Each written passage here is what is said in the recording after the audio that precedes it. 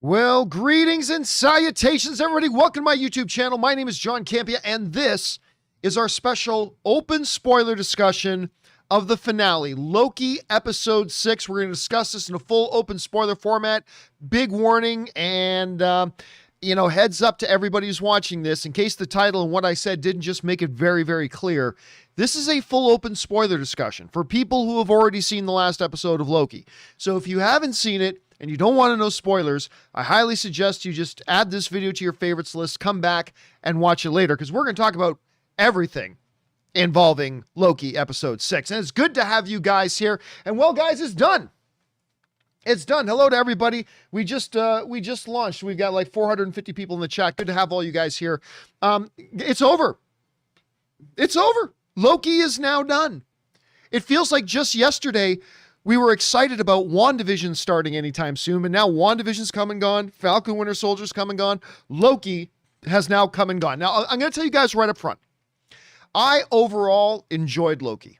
I had a good time with it. There were a couple of weak episodes, and I talked a lot about that. But overall, I thought this was an enjoyable, a really enjoyable series overall, that sort of thing. But I still put it third behind WandaVision, which I absolutely loved. I absolutely loved WandaVision.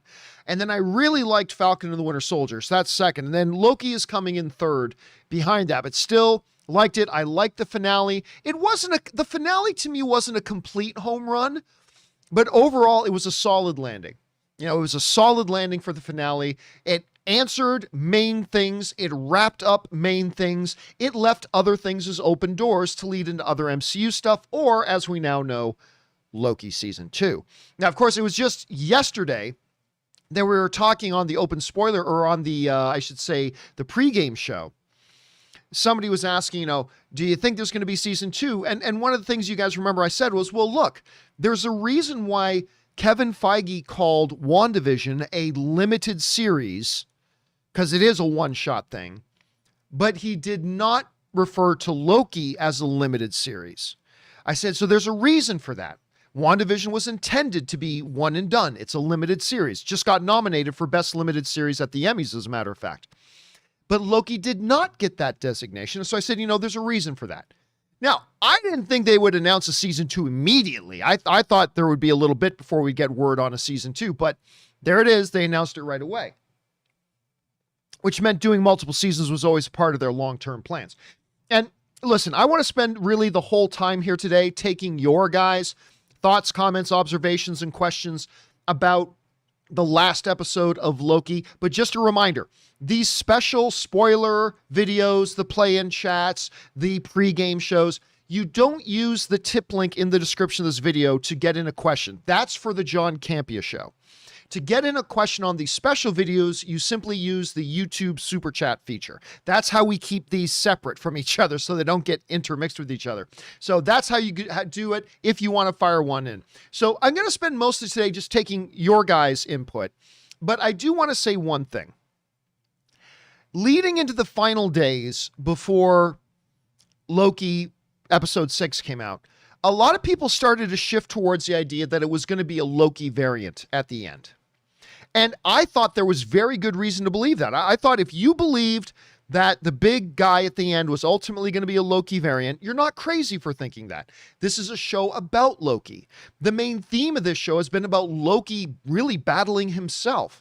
So thematically, it's not unreasonable to think that at the end, this could be a big Loki variant that he's going to have to deal with. And that was definitely a possibility. But I continue to say I lean way more towards it being Kang, because everything in this show points towards Kang. Ravonna, Alioth, the Void Palace, the fact that Kang was written on Avengers Tower, the whole time travel nature of the show. I said, this is exactly like the Agatha situation in WandaVision. Everything in WandaVision kept pointing towards Agatha, which is why I didn't think it would be Agatha, because I thought they were making it too obvious, but it turned out to be Agatha. And I've been saying that this is the exact same thing as the Agatha situation. Everything in this show is pointing towards Kang. Therefore, I think you got to lean. It's totally reasonable to think it might be a Loki variant, but I think you got to lean towards Kang. Turned out to be Kang. Now, Couple things I thought would happen that did not happen. I thought we were going to see Mobius on the jet ski. It didn't happen. I wasn't sure this was going to happen, but my prediction was that Sylvie would die in the final episode. Obviously did not. I did think Mobius, right from episode 1, I said, I bet this thing ends with Mobius taking over the TVA to run it the right way. And then in last night's episode, he's talking to Ravonna and he's like pitching this. He's let's run this thing together. Let's really fulfill the true mission of the TVA. But then she rejected it. So I was like, I came that close to being right about that. But I was wrong about that. And a bunch of things I was right about, bunch of things I was wrong about, just like all the shows. How did you guys do on your predictions? Want to know that now. But listen, guys, let's forget what I have to say now. Let's jump in and spend the rest of our day here taking your thoughts, comments, questions, observations, theories, whatever, about now the completed season 1 of Loki. All right, let's not waste any time and jump into it here. We're going to start things off here with Ismail Montoya writes, what an episode. Renslayer pulled a white vision. Yeah, she kind of did a little thing. They left her with an open door. What are you doing? Searching for free will. Free! Out the door she goes. She did pull a little bit of a white vision there. All right, next up. Fanimator writes, that was unsatisfying. No Mobius jet ski. I mean, come on. We all wanted to see the Mobius jet ski, but that didn't need to be there. That wasn't important to the narrative. Come on. Kang, I was in the Loki variant gang before. Most people were, I think. Don't worry about it. Branching timelines means no way home. I don't know what it means for the overall MCU, like really how the events of this Loki series are going to directly affect the upcoming properties. I'm not 100% clear on. Obviously, they will have an impact. But how and to which way, I'm not really sure. I will reiterate what I said on the John Campea Show earlier today. I'm a little worried that Marvel is now heading into territory that is going to alienate a lot of the general movie-going audience and general entertainment-consuming audience. They're getting into heavy comic book geek material here with all massive timelines and all variants and multi-universes and all this kind of stuff. And I don't think that's going to be appealing to a lot of people in the general audience. I was saying on the show this morning that I had a buddy of mine I was talking to who, isn't like hardcore into comics, but knows a bunch of comics. He was like, I have no idea what's going on. And I could just tell it left him not enjoying himself because I have no idea. This is getting kind of silly. I don't know. We'll see how that goes. I got all the faith in the world in Kevin Feige. If anybody's going to be able to make this like coherent, it's going to be Kevin Feige. So let's see how that goes. All right, next up. We've got Abe 10 Alpha writes, I'm actually terrified for what comes next in the MCU. I haven't felt this shook since the Thanos snap. What a finale. And again, it's going to be really interesting, Abe, to see what kind of direct ramifications are going to happen in Spider-Man. And I mean, obviously this leads into Doctor Strange. A report came out this morning that Loki is going to be in Doctor Strange too. So there's a lot of interesting connections that we still have to see how they're going to match up. All right, Iconic Reactions writes, Doctor Strange about to have a field day. He's about to be like, hey, yo, Dormammu, you still want to make a deal? The multiverse is going to be way more crazy than we think. I hope not. Again, my fear is, the thing that has made Marvel, in my opinion, the most successful, the most powerful thing in all of entertainment is the fact that they have appealed to the hardcore comic geeks, but they've also very much appealed to the average entertainment consumer. And I worry, like you just said, Iconic Reaction, like this is going to get totally nuts. I'm not sure the average audience is going to come along for that ride. And so I don't know. But again, if anybody can make it straightforward and like really palatable to the average movie-going and average entertainment consumer, it's Kevin Feige. So let's see what they do with that. All right, next up. We've got Jesse Keller who writes, Jonathan Majors killed that role. Season 2 can't come soon enough. Dude, when that door opened and it was Jonathan Majors, I'm like, yeah, it's Kang. There he is. And I loved him. I thought he was great. A very cool, different iteration of Kang, but I loved what he brought to the role. All right, next up, Ismail Montoya writes, John, I'm still disappointed with many things that didn't happen. But like you said yesterday, they can all be answered later in season 2, right? Yeah, listen, I was saying on yesterday's pregame show, you don't need to answer every question. You don't need to tie off every loose thread. There's just a couple of main things done. And to me, the main thing about Loki is Loki. That's the main thing. And what we saw in Loki, especially in that last conversation he had with Sylvie, was the fact that his character journey came to its conclusion. I mean, he didn't die, but I'm saying that that whole journey that started in episode 1 of self-actualization, self-realization, self-discovery, being honest with himself and allowing himself to become the type of man that he actually really does want to be, and not what he forces himself to be because of his insecurities and fears. That was a journey that we saw come to completion. When he's talking to her and he says, I don't want a throne. That's a total departure from the Loki we started off episode 1 with, seeing him in Avengers Tower getting arrested or being brought away by the Avengers. That's a total shift. That journey was complete, and that journey was the main point of the Loki series. And so they brought that to conclusion. They also gave us the answers of who is behind all of this. That was the big thing that they needed to answer, and they did. Couple of floating questions. What was Sylvie's variance? Don't know yet. What's going to happen with Ravonna? Don't know yet. When are we going to see Owen Wilson on that jet ski? Don't know yet. But these are all things that didn't have to be answered in that episode, and they weren't. And it's a good thing they didn't, because it was the second shortest episode of the series. I was guessing 61 minutes. Some people were guessing on the show yesterday 105 minutes, 120 minutes. I'm like, guys, come on, it's not going to be that long. But I was guessing 61 minutes. Instead of being the longest episode of the series, it ended up being the second shortest. So it's a good thing they didn't try to cram in too many things there at the same time. All right, next up. Where'd we go? We are at KG, who writes, I think this version of Loki is now in the main MCU timeline, or right now he's outside of the timeline. He's at the TVA right now, where the original Loki died and is now replacing the original Loki in the MCU. I agree. I think this Loki that we now have is going to be our Loki moving forward. And I thought he would survive. And I know a lot of people started thinking that maybe he was going to die in it. I believed he was going to live. And you're right, he's taking that place. But right now, he's technically not in our MCU timeline because he's technically still at the TVA. But I know what you mean, and I agree with you. All right, next up. Mark Blazer writes, I respect what they did, but it did not work for me. Fair enough. Kind of lame for a season finale, in my opinion. Shouted, ew, when they kiss. I'm not going to lie, so did I. I find that whole Sylvie-Loki relationship gross. I'm not going to lie. I was kind of thinking, ew, myself. And happy for Kang fans, though. No, it was great to see Kang. It really was. It was a wonderful introduction to Jonathan Majors, and it was great to have him there, so I really like that. And you know what, Mark? Hey, listen, it's not going to work for everybody. Loki was certainly not a perfect series, certainly not a perfect season. It had some really weak episodes, in my opinion, but for me, overall, it quite worked. For you, it didn't. That's totally fine, man. That's fair. All right, next up.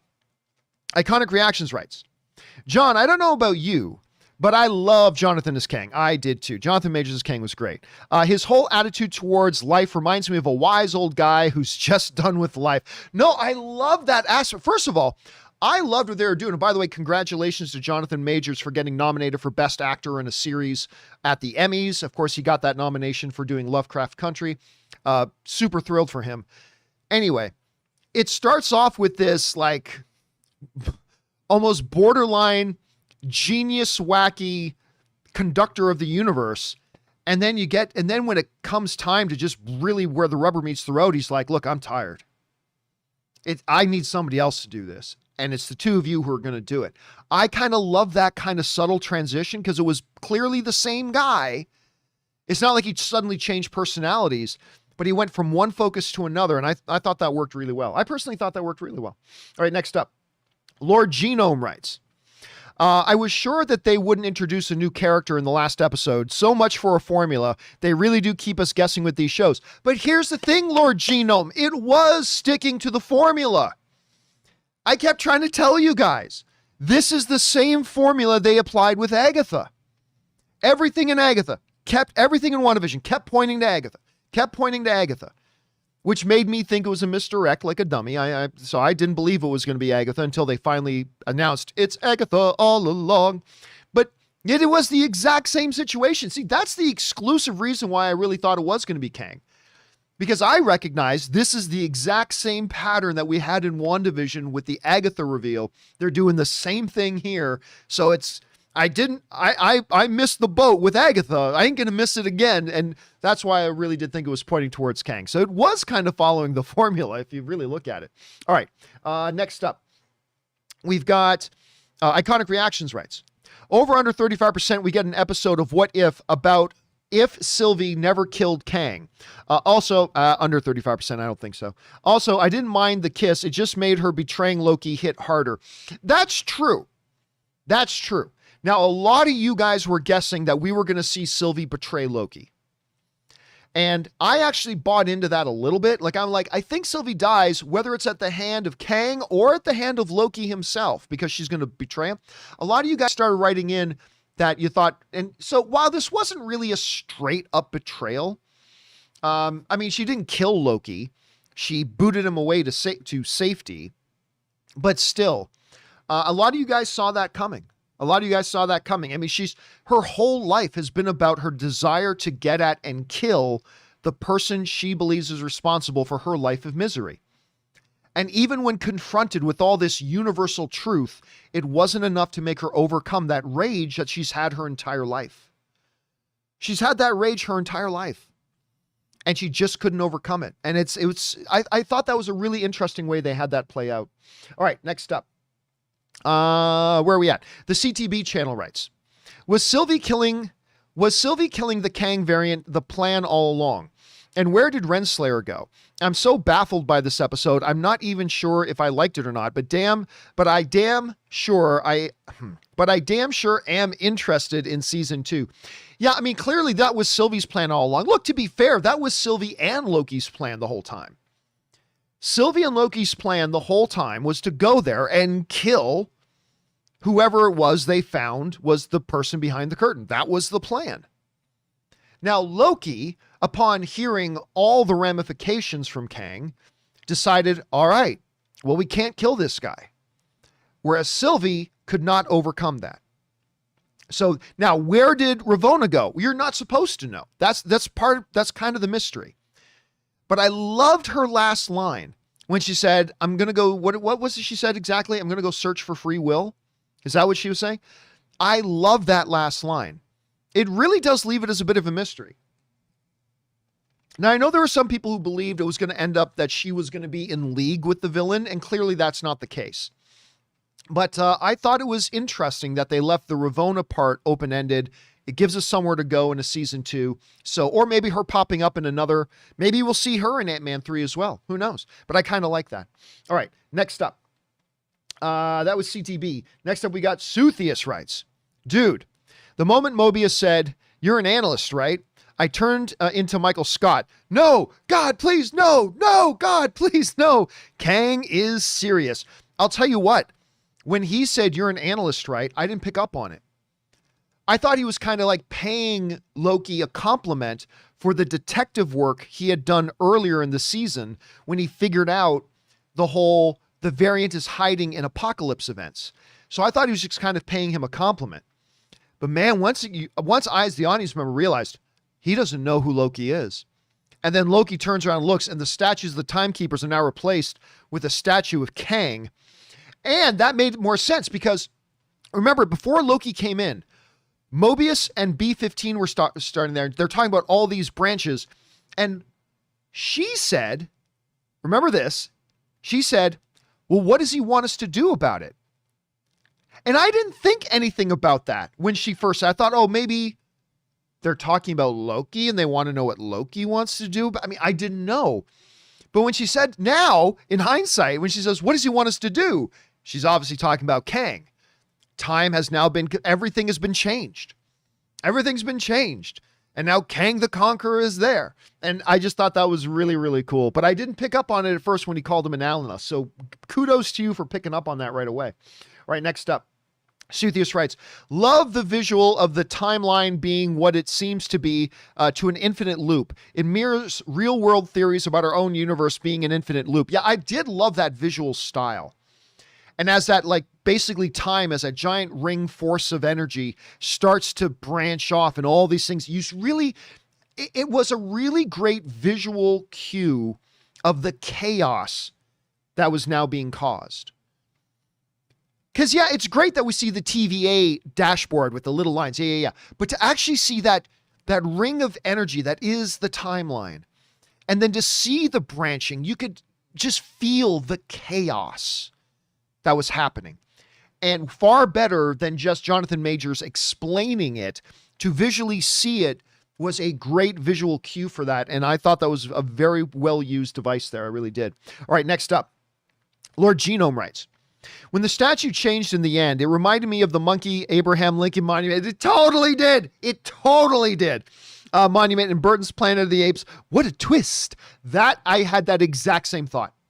But it's effective, right? Like, it's totally effective. Again, just like showing the branching timelines, having him turn and see that statue, that was a great example of show, don't tell in storytelling. Show, don't tell. And a lot of this series had to tell a lot because it's a limited frame of time. But when they could, they used visuals to communicate information. They used visuals to communicate the franticness, the panic, the chaos, the shock, whatever. And that was a really good job they did. All right, next up.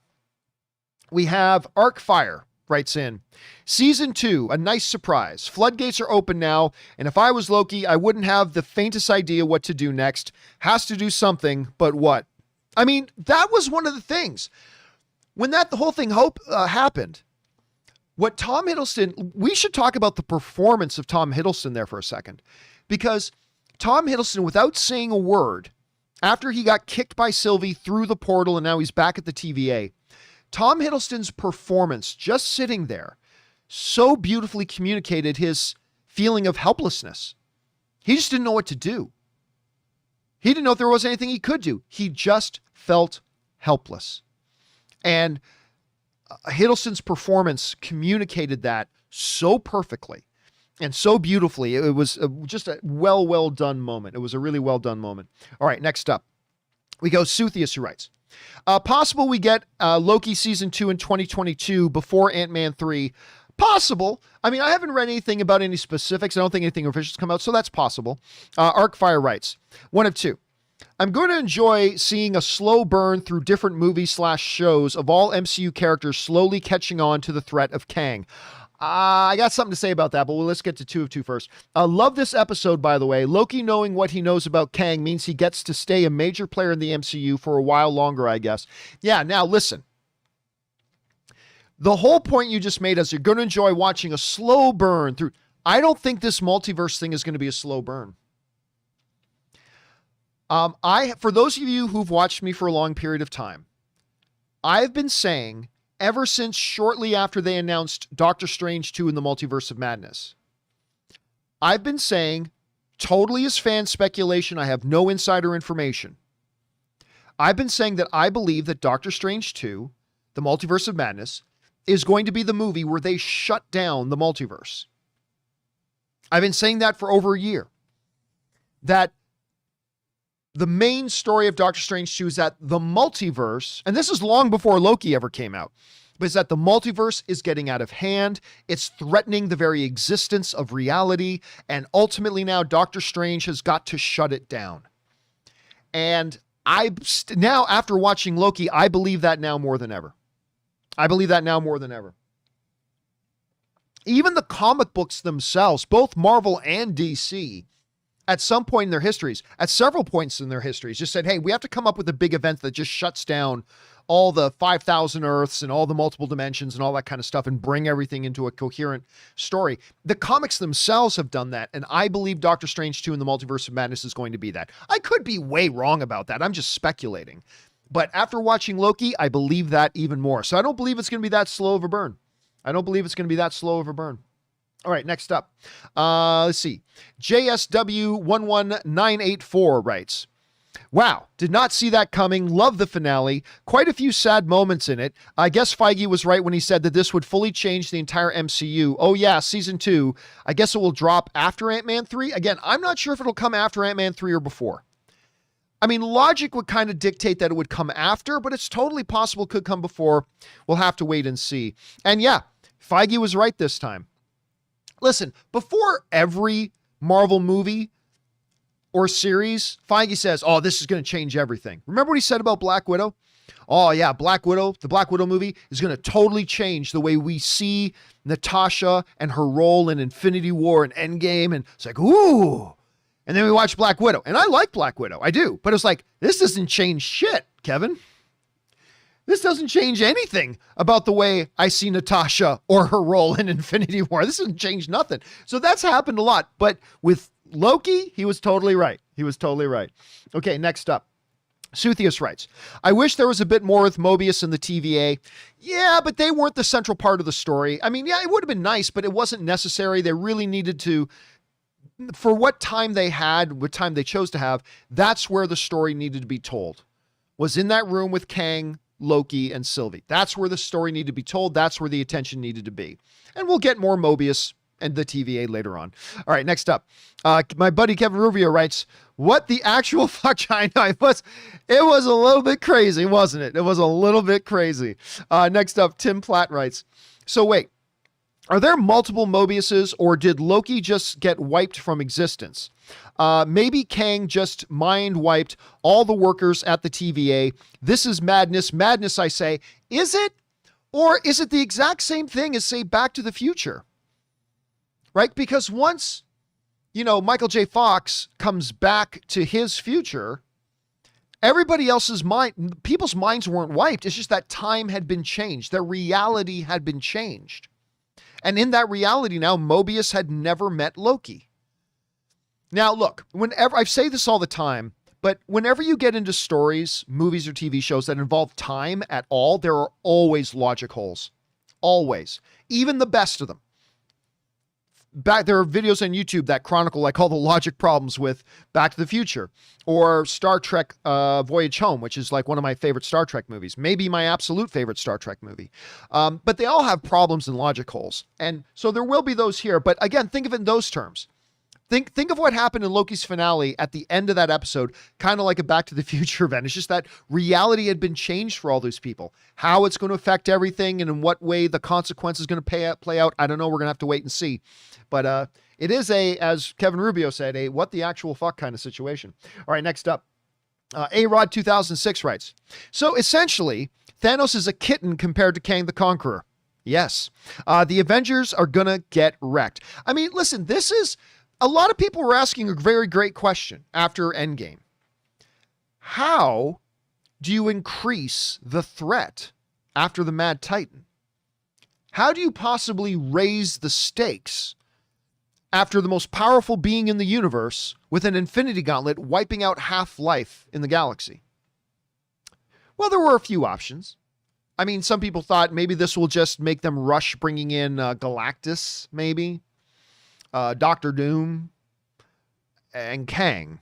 Kang, the way they're setting up can absolutely be that increased threat level from Thanos. And there weren't a lot of options available to them to do that, but that's definitely one of them. All right, next up, we go to JSW11984, who writes, did the finale move Loki out of third place, John? No, it kept it in third place, but it was a solid ending to me. Overall, I enjoyed this series a lot. Couple of weak episodes. Overall, I had a lot of fun with it, but it is still in third place for me. WandaVision is still by far my favorite. Falcon Winter Soldier second, Loki third. So let's see how that holds up. Cam K writes, I really think now that Wanda being a Nexus being means she's the key to all of this. Maybe she is the only one who can erase Nexus events. Maybe yes, maybe no. I don't know. I really don't.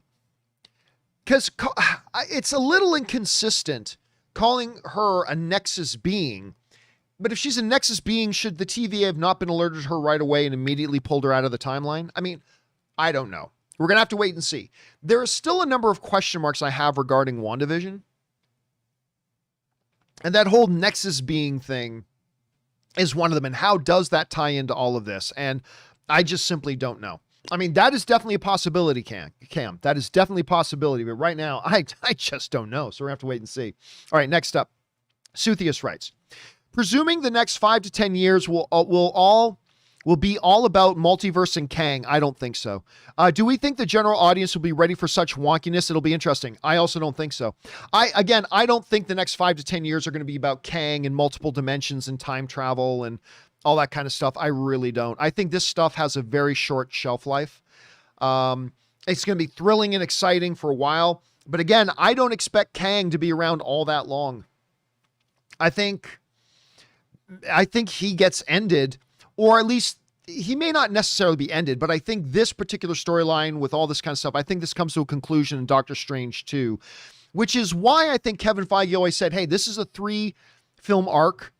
WandaVision, Spider-Man, Doctor Strange 2. But it always ended at Doctor Strange 2. And I think there's a reason for that. I think this storyline ends there. Now, maybe Kang goes beyond that. Maybe Kang himself as a character goes beyond that and remains a threat in the universe. But we'll have to wait and see. Next up, we got Edge of Reason writes, did you notice that Major's costume when first introduced was Immortus's, while the statue at the end was donning the classic Kang garbs? There were similarities from both counts. Absolutely similarities on both counts. Of course, really, when you go into it, it's all the same thing anyway. But you know what was interesting? Here's the interesting thing. How many of you guys noticed this?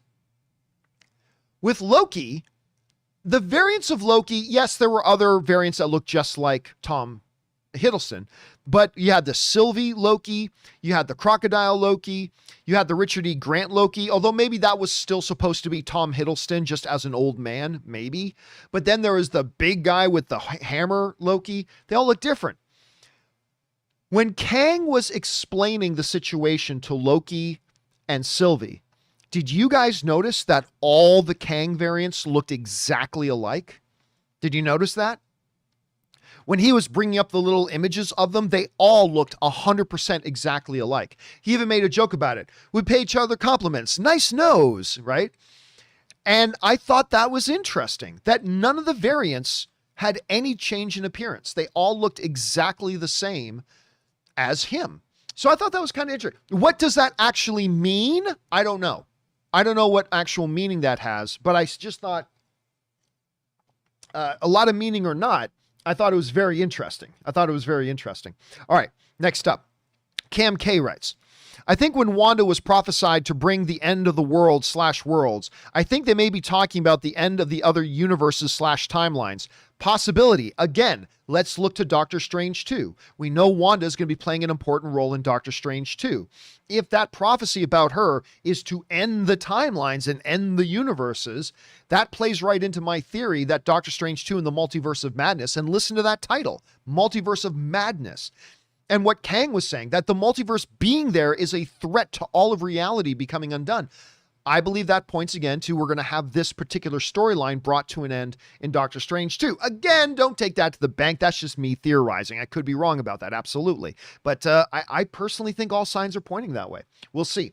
Good observation, Cam. KC McNatt writes, John, in the end, you were right. All the clues were pointing to Kang. However, let's not pretend I was the only guy guessing. There was a lot of people predicting it was Kang.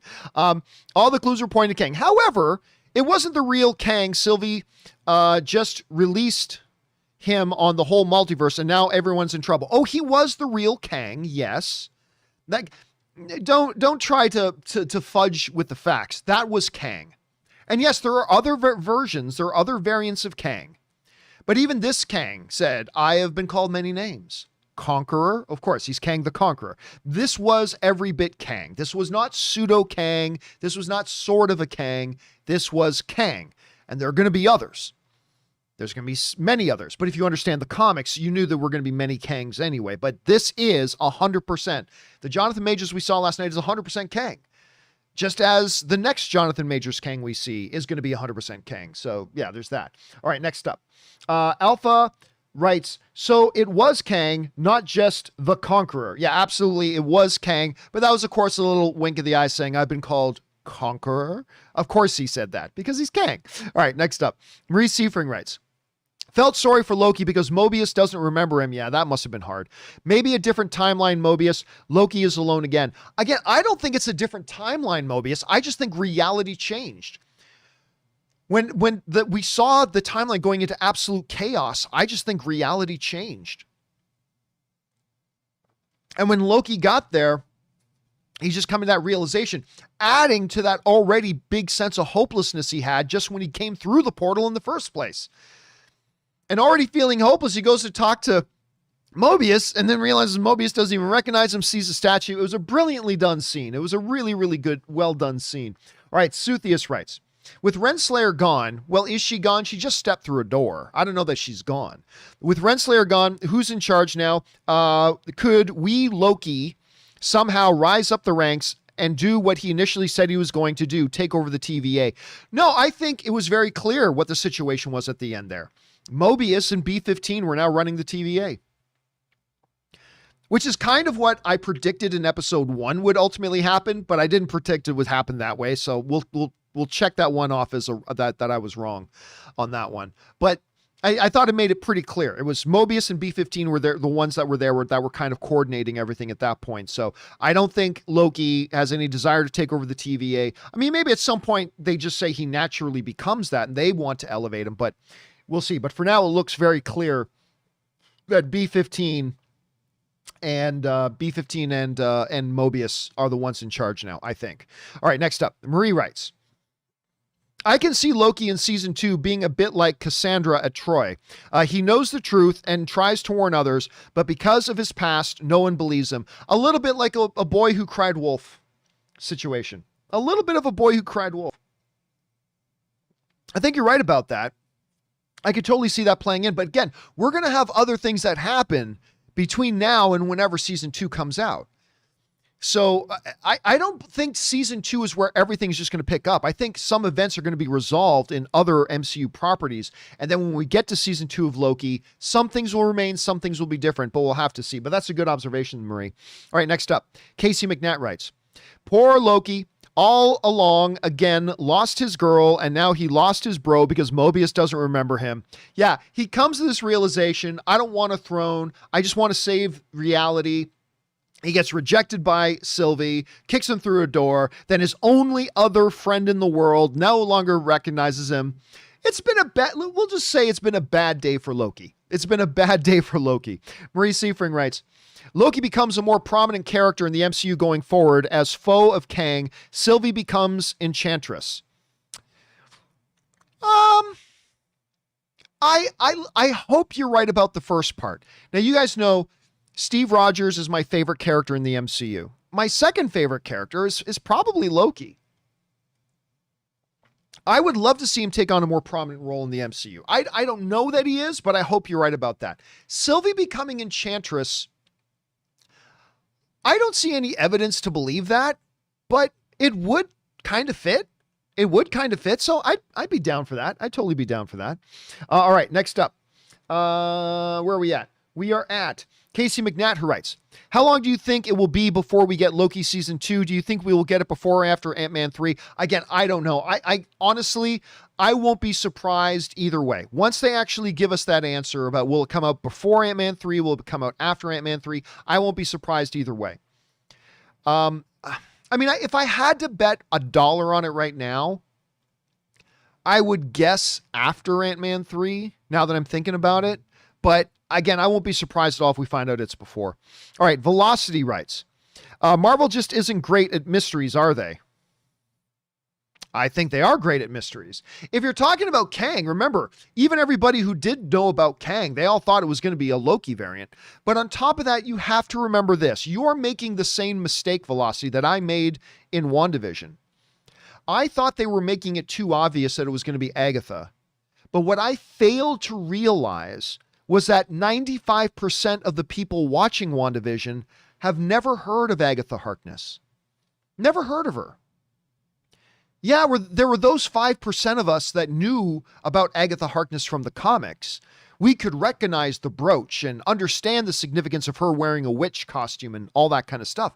But what I failed to remember was that when WandaVision was on, was that nobody knows anything about Agatha Harkness. 95% of the people watching the show had never heard of Agatha Harkness. So when the Agatha reveal came, for 95% of the people watching that show, it was a total shock and surprise. Same thing with Kang. Most people watching Loki have never heard of Kang. And so for some of us, yes, we were predicting Kang. But I think for a lot of people watching, it was a total out of left field thing that they never saw coming. But we'll see where they go with it. All right. Next up, Marie Seifring writes, Robert Meyer Burnett said that there would be too much to explain to bring Kang fully on board. But, like the other episodes, heavy on exposition. I liked it. Definitely different vibe from WandaVision and Falcon and the Winter Soldier, and it took risks. I agree with all that. Now, I disagreed with Rob when he said, you can't bring in that character now. I reminded Rob, I said, listen, when did they reveal who the man behind the curtain was in Wizard of Oz? In like the last 5 minutes of the movie. You didn't see the man behind the curtain until like the last 5 minutes of the movie. Totally fine. Totally fine. It was not a terribly difficult thing to do. And you're right. The neat thing about these Marvel shows is that they have all been very different from each other. And I like that. And Loki did take a lot of risks. I mean, just doing all this time travel multiverse stuff is risky. And to be honest with you, I think they lost some people. I talked to a couple people last night who were like, yeah, I don't even know what's going on anymore. And Marvel is risking losing folks like that. But when you take risks, sometimes that's going to happen. But I never want them to not take risks. I never want them to not take risks. Sometimes it'll work, sometimes it won't, but keep taking risks. And I like that they did that. All right, next up. We got reviews by William, who writes, after that finale, every fan theory has a possibility, LOL. We should all just expect the unexpected and enjoy this next MCU phase. Expect the unexpected is right. However, audiences do not generally like absolute chaos. Audiences just do not like absolute chaos. Audiences like to be able to have some things figured out, even if there are some other things that they don't. And that's part of my little nervousness that Marvel may go too far in all the bonkers wackiness, because I think they're going to alienate a lot of people if they do. Not anybody who watches this show. Like if you guys are watching the John Campea Show, you're already pretty much tied into the inside of this stuff, and you're probably really appreciating this stuff. But you and I represent like 5% of the audience that Marvel wants to have. And I just hope they don't go too bonkers. But we'll see. All right, next up.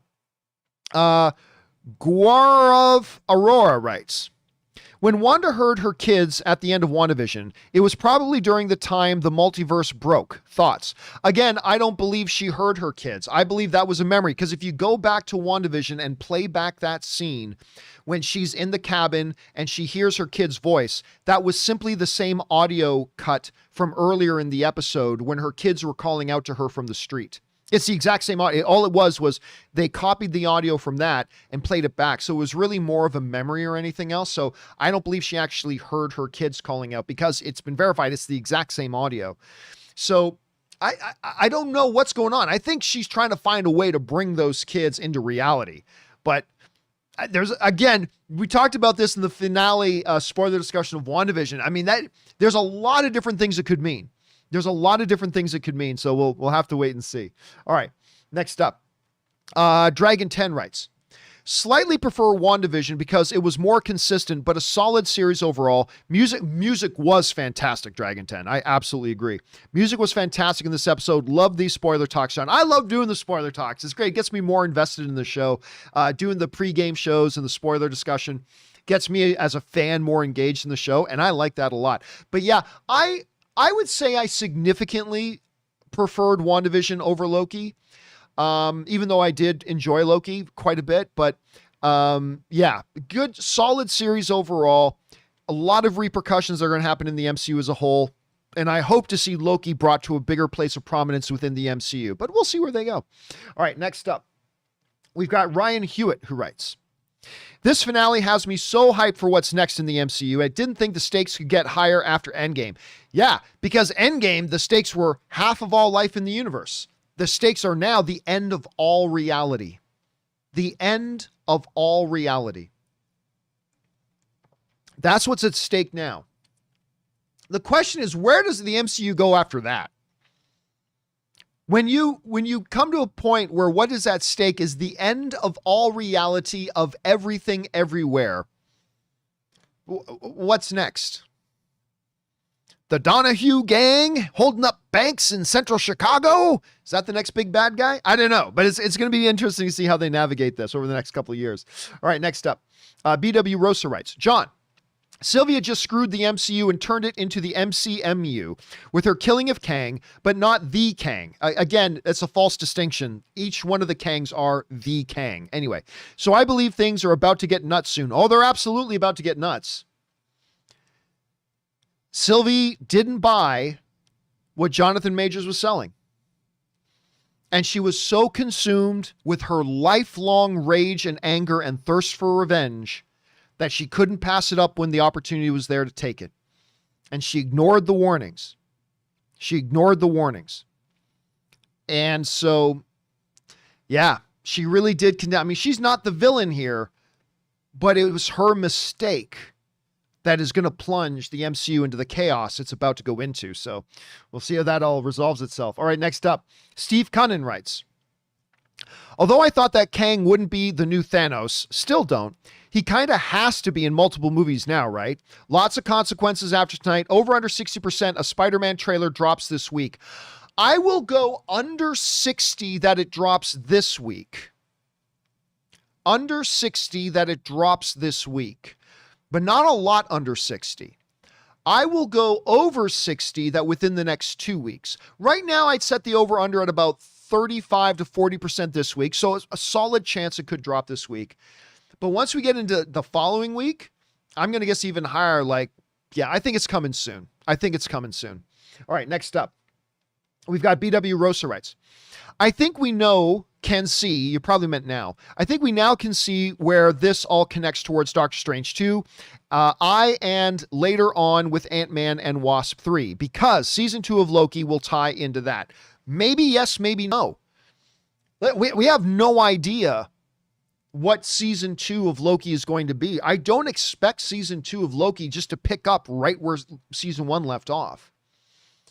So we could be in a totally different situation. By the time Loki season 2 starts, it could be a whole new story. By the time Loki season 2 comes, it's possible that the whole Kang situation has been resolved, and now there's a new challenge and a new threat and a new whatever, and it could be about a totally new thing. I'm not saying that's what's going to happen. I'm just saying you got to understand that is one of the possibilities right now. So it's going to be interesting to see how Kevin Feige's got this roadmap laid out as we move forward. All right, next up. Hansa Sindler writes, so, apart from the fact that someone else was in charge, did anything about the TVA's mission or purpose changed from what we learned in episode 1? Was the charade with the timekeepers really necessary? You know, this is an interesting thing I was thinking about too as well, Hansa, because at the end of the day, why did Kang, I mean, listen, the mission of the TVA was as it is being described by Kang. Protect the timeline, protect the flow of time, protect the sacred timeline, stop Nexus events, because that could lead to a multi-universal war. The purpose was the exact same. It's not like the TVA secret agenda was to do something else entirely. That was what they were there for. So I'm a little baffled right now as to what was the purpose of Kang creating. I know he talked about it a little bit in the episode, but I got to admit, I'm still a little baffled on what was the entire purpose of Kang setting up these 3 fake timekeepers. Why didn't he just say, I'm Kang. Hello. Nice to meet you, everybody. I'll be your Michael Scott. I'll be in my office over here with my world's greatest boss mug and go sell some paper. I mean, go keep the timeline safe. Yeah, I really don't understand why he couldn't just do that. So what was the point of all that secrecy? I don't know. Maybe there'll be a bigger purpose to it that we'll find out a little bit later on. Maybe Kang couldn't risk other variations of himself knowing of his existence. I don't know. I'm just kind of blindly theorizing. But Hansa, your thought on that was an exact same thought that I had as well. All right, next up, Ryan Lohner writes, anyone not already familiar with Kang from the comics spent the whole episode saying, so it's just some random guy whose name we don't even find out.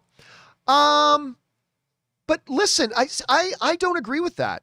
Whenever you meet a villain, you're meeting them for the first time. Whenever you meet a villain, you're meeting them for the first time. And so in this, we knew there was someone larger that we had not met yet behind the scenes that was hiding away at this void palace was going to be our villain. And they went and they met the wizard. And then the wizard sat down with them, explained everything that the audience needed to know, and then brought the episode to its conclusion with Sylvie making the choice that she made, leaving us where we got left off. So listen, whenever a new villain is introduced, and whenever a new character is introduced in the MCU, the audience has never seen them before. And so you explain who they are and their relevance, and then you move on. And I think that totally worked. I didn't think it was a perfect finale. I didn't. Nor do I think it was a perfect season of television. I don't. But I thought that part worked perfectly fine. I really do. Anyway, but that's just me. All right, next up. Tacky75 writes, I didn't like this version of Kang with Majors acting like a bro from the hood. I hope next time he is more menacing and grandiose. Well, remember, all the variants are going to have slightly different personalities. I'm not going to lie to you, Tacky. I loved this character we met.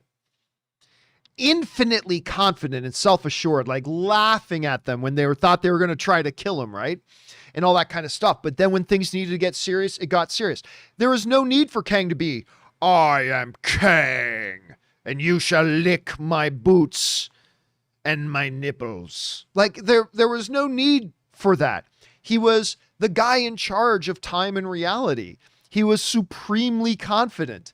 He could laugh about it. And he was kind of hoping that as they crossed the threshold, that he would now have a way to get out of that part of his existence. Right. And I personally loved the performance of it. I did. I personally really, really loved that they did that. And by the way, from now on in every MCU thing, if the MCU wants to make sure the audience knows their bad guy's real bad, he's going to tell the people to lick his nipples. That's how you know somebody's bad. It used to be you showed them kicking a puppy, but not anymore. Not anymore. All right, next up. Where are we at? Taki writes, I can now say that the best Marvel series is WandaVision, and best episode is previously on episode 8. Loki was just too uneven for me. I agree that WandaVision is the best series they've done. There's a reason why it just got nominated. I think how many nominations did it get? 23? I think WandaVision just got like 23 nominations at the Emmys. There's a reason for that. So yes, I do believe it is the best one that they've had. Was Loki a little bit uneven?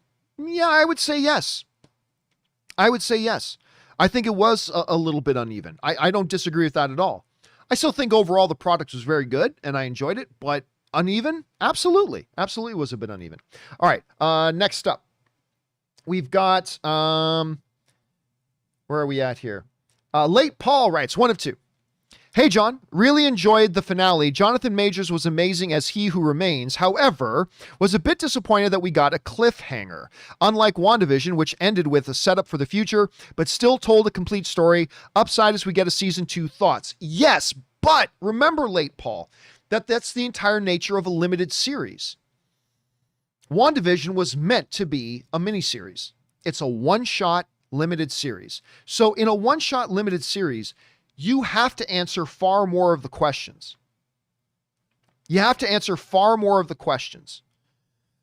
In something like Loki, which was never set up as a limited series, there are more questions. But look, the important thing is that the important elements got finished. Who was the one behind the curtain? And the main part of Loki is Loki's character development journey.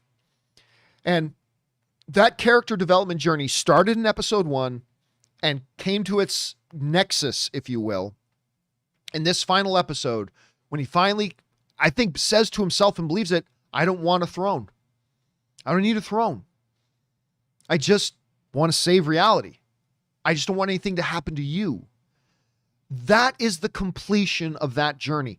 And that was the main thing this finale had to do. I mean, we can all get caught up in the shiny things like, is it Kang? Is it a Loki variant? And are we going to see Mobius on a jet ski? We can all get caught up in those things, yes. But really, ultimately, the main thing this show had to do, and this finale had to do, was show that character journey that started in episode 1 get brought to its, at least temporarily, completion. And they did. And they introduced Kang, and they did all that kind of stuff. And then there was some remaining dangling threads. And for a regular series, that's perfectly fine. That's perfectly fine. Whereas WandaVision was not a series. WandaVision was a limited series that was always meant to be a one-shot story. And so they do have to wrap up a few extra things there. They do. All right, next up. Nicholas Class writes, I'm not familiar with Kang at all, but Jonathan Majors absolutely killed it, and I honestly can't wait to see more of him. I really loved how they established him as the definition of an Avengers-level threat. Absolutely. They did. And I think that's great, too, that somebody like yourself who isn't familiar with Kang the Conqueror, you're able to see him and go, this character's amazing. I loved what Jonathan Majors did with this character. I really did. And it's going to be really fascinating to see what changes Jonathan Majors makes to this character once we meet a different variant of him. Once we meet another variant of Kang, and probably several other variants of Kangs, how he's going to bring a little bit of a unique personality to each single one of them. I think it's going to be very interesting to see, but I love the way he did it last night. I mean, that to me was one of the best parts of the episode, was just his portrayal of the character. So I really loved it, but that's just me. All right, next up. Ant Banks 1984 writes, so is the MCU's version of Kang more powerful than Thanos? Apparently, considering that it seems like he's the architect of this craziness within the timelines. I mean, it seems, look, you're going to have to actually sit down and ask Kevin Feige, which if I ever get the chance to do that again, maybe I will. But we'll have to ask Kevin Feige, okay, really, who's more powerful, like Thanos or Kang? If you're talking about escalating threat levels, and a guy who is just actually literally at the helm controlling the destiny of all of reality, it seems like Kang. It seemed like, who wins in an arm wrestling match? Well, probably Thanos. But overall, I think it looks like they're setting it up that Kang is the bigger threat. All right, next up. Late Paul writes, this feels more like a mid-season climax than a finale. Theory: they planned a longer run and retooled as 2 seasons because of COVID. No, I would buy that. I would buy that theory if Falcon the Winter Soldier was 16 episodes long. And if WandaVision was 16 episodes long. If that was the case, I could buy that theory.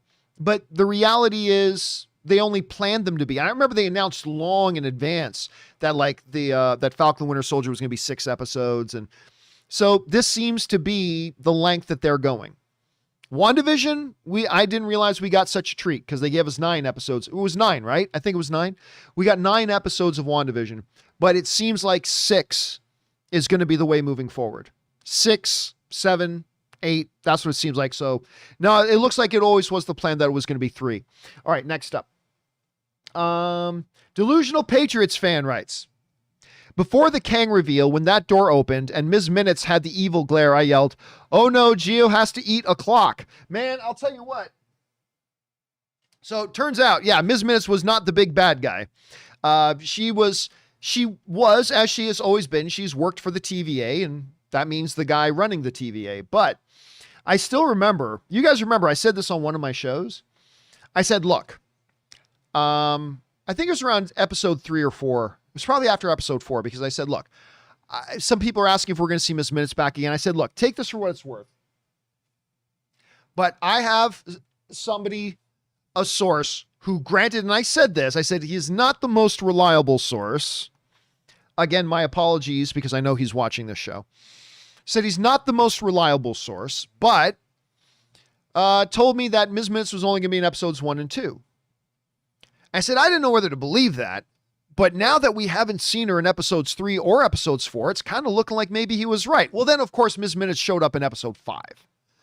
And then again last night in episode 6. So she didn't end up being the big bad guy as some people thought, or else I'd be eating a clock. But yeah, I'm personally very glad that we got to see her pop back up in 5 and 6, because I do like the character, and I hope we get to see more of it moving forward. All right, next up. We've got CJ Legend. And CJ Legend writes, so the TVA can't be destroyed. All that hard work and Loki still can't win. I wonder if in season 2, Sylvie's Nexus event will be explained. And you know what? Here, I'm going to say something here. And I'm going to guess, I think they should circle back around and explain Sylvie's Nexus event at some point. Didn't have to happen last night, so I'm fine that they didn't address it last night. It wasn't a need to happen thing, but eventually it'd be nice if they did. I'm not so sure the TVA is going to be brought down. I'm not so sure at the end of the day, when all the dust settles, if the TVA doesn't still exist and is an important part on maintaining the health and the stability of the timeline. I wouldn't be surprised if that happens at all. Because even Mobius, when he was saying to Ravonna, I was like, look, let's you and I run this thing. Let's run it the right way and all that kind of stuff. I think that was kind of an indication that the TVA has a place. I don't think they're going to be trying to bring the TVA down now. But I mean, I don't know that. No inside information. I could be way off on that, but let's see where they go with that. Thanks for that, CJ. Next up, Kevin writes, cool ending, but to me, the exposition dump crammed into a final episode did not sit well.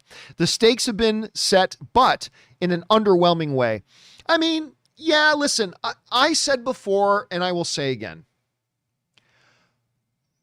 I definitely felt that the introduction should have at least happened in the second to last episode, to leave a lot more breathing room in the last episode to do the exposition you want, but with more time. There could have been more things that they could have showed, not told, show, don't tell. They didn't have enough time to do show, don't tell for most of it. It had to just be, let's sit down at a desk and I'm going to tell you everything. And there had to be some elements of that. Absolutely. But I feel like if they had introduced us to the Kang character in the second to last episode, like they at least introduced us to Agatha in the second to last episode of WandaVision, that would have given them a lot more breathing room in the final episode. So I think there was a strategic error there. I think there was a strategy error there. I really still think they should have at least introduced us to Kang in the second to last episode. But then again, there we go. So we'll see where that goes. All right. Next up, and this will be the last question that we take before we take a little bit of a break. Because guys, about once an hour, I'm going to take a short 5, 6, 7 minute break just to rest the throat, refill my drink, stretch my legs, that sort of thing. So let's move on now to James Hoffman, who writes, so we met a variant of Kang here, and presumably we'll meet another variant of Kang in Ant-Man 3, who will be the main Kang of the MCU. I don't know. I don't know if we're going to have a main Kang or several problematic Kangs. And then will we have other Kangs who, like this Kang, kind of stands opposed to them? I mean, I just don't know. My guess is, and it's only a guess, James, is that, yeah, we will probably now get another Kang who will be a central Kang. This next Kang we get will be our central Kang. Still Kang, but a central Kang. But I also believe we're going to have multiple Kangs. Probably one that we mainly follow, but then I think there's going to be multiple others. I think the finale kind of definitely hinted at that. So we'll see. We'll see. All right, listen, guys, we will pick back up here with Late Paul once we come back. But for now, we're at the top of the hour, so we're going to take a few minutes of a break here. Guys, give yourselves a chance to talk amongst yourselves. Go stretch your legs, grab a bite to eat, get a drink, want to use the bathroom, do whatever it is you got to do. But hang tight, everybody. Don't go anywhere. We will be right back.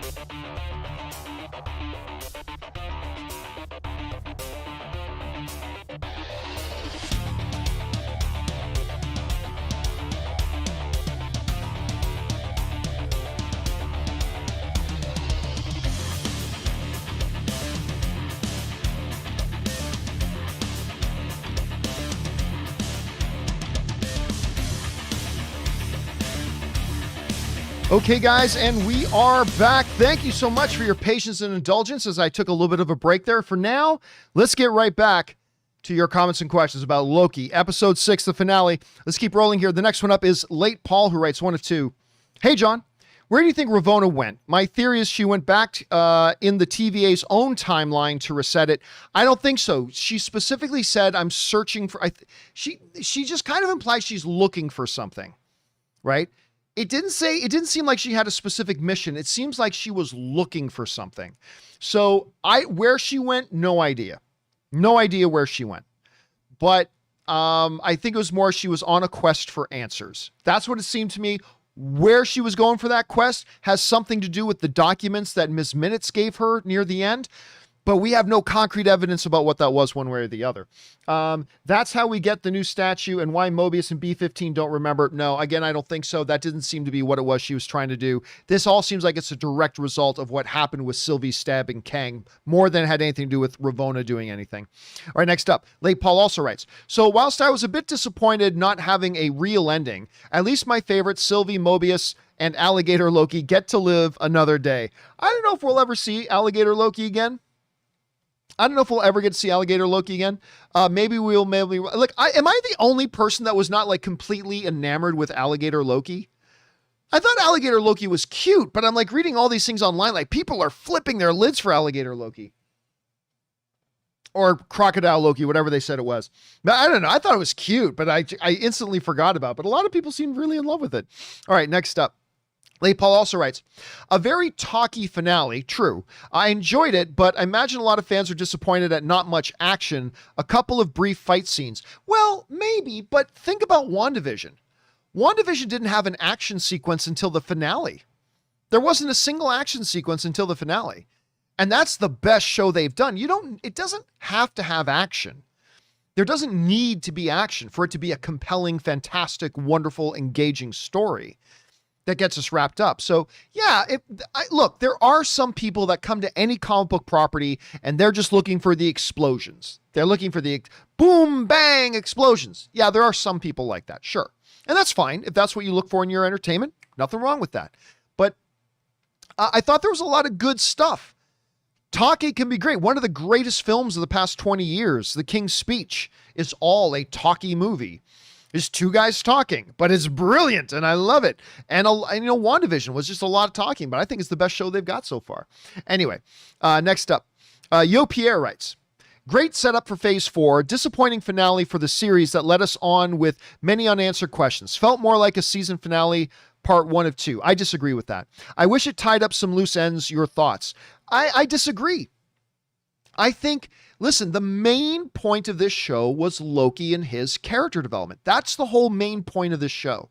That's why it's called Loki. And they did it. And I thought they brought that to a very satisfying conclusion and a very satisfying ending with him making that pronouncement, I don't need a throne.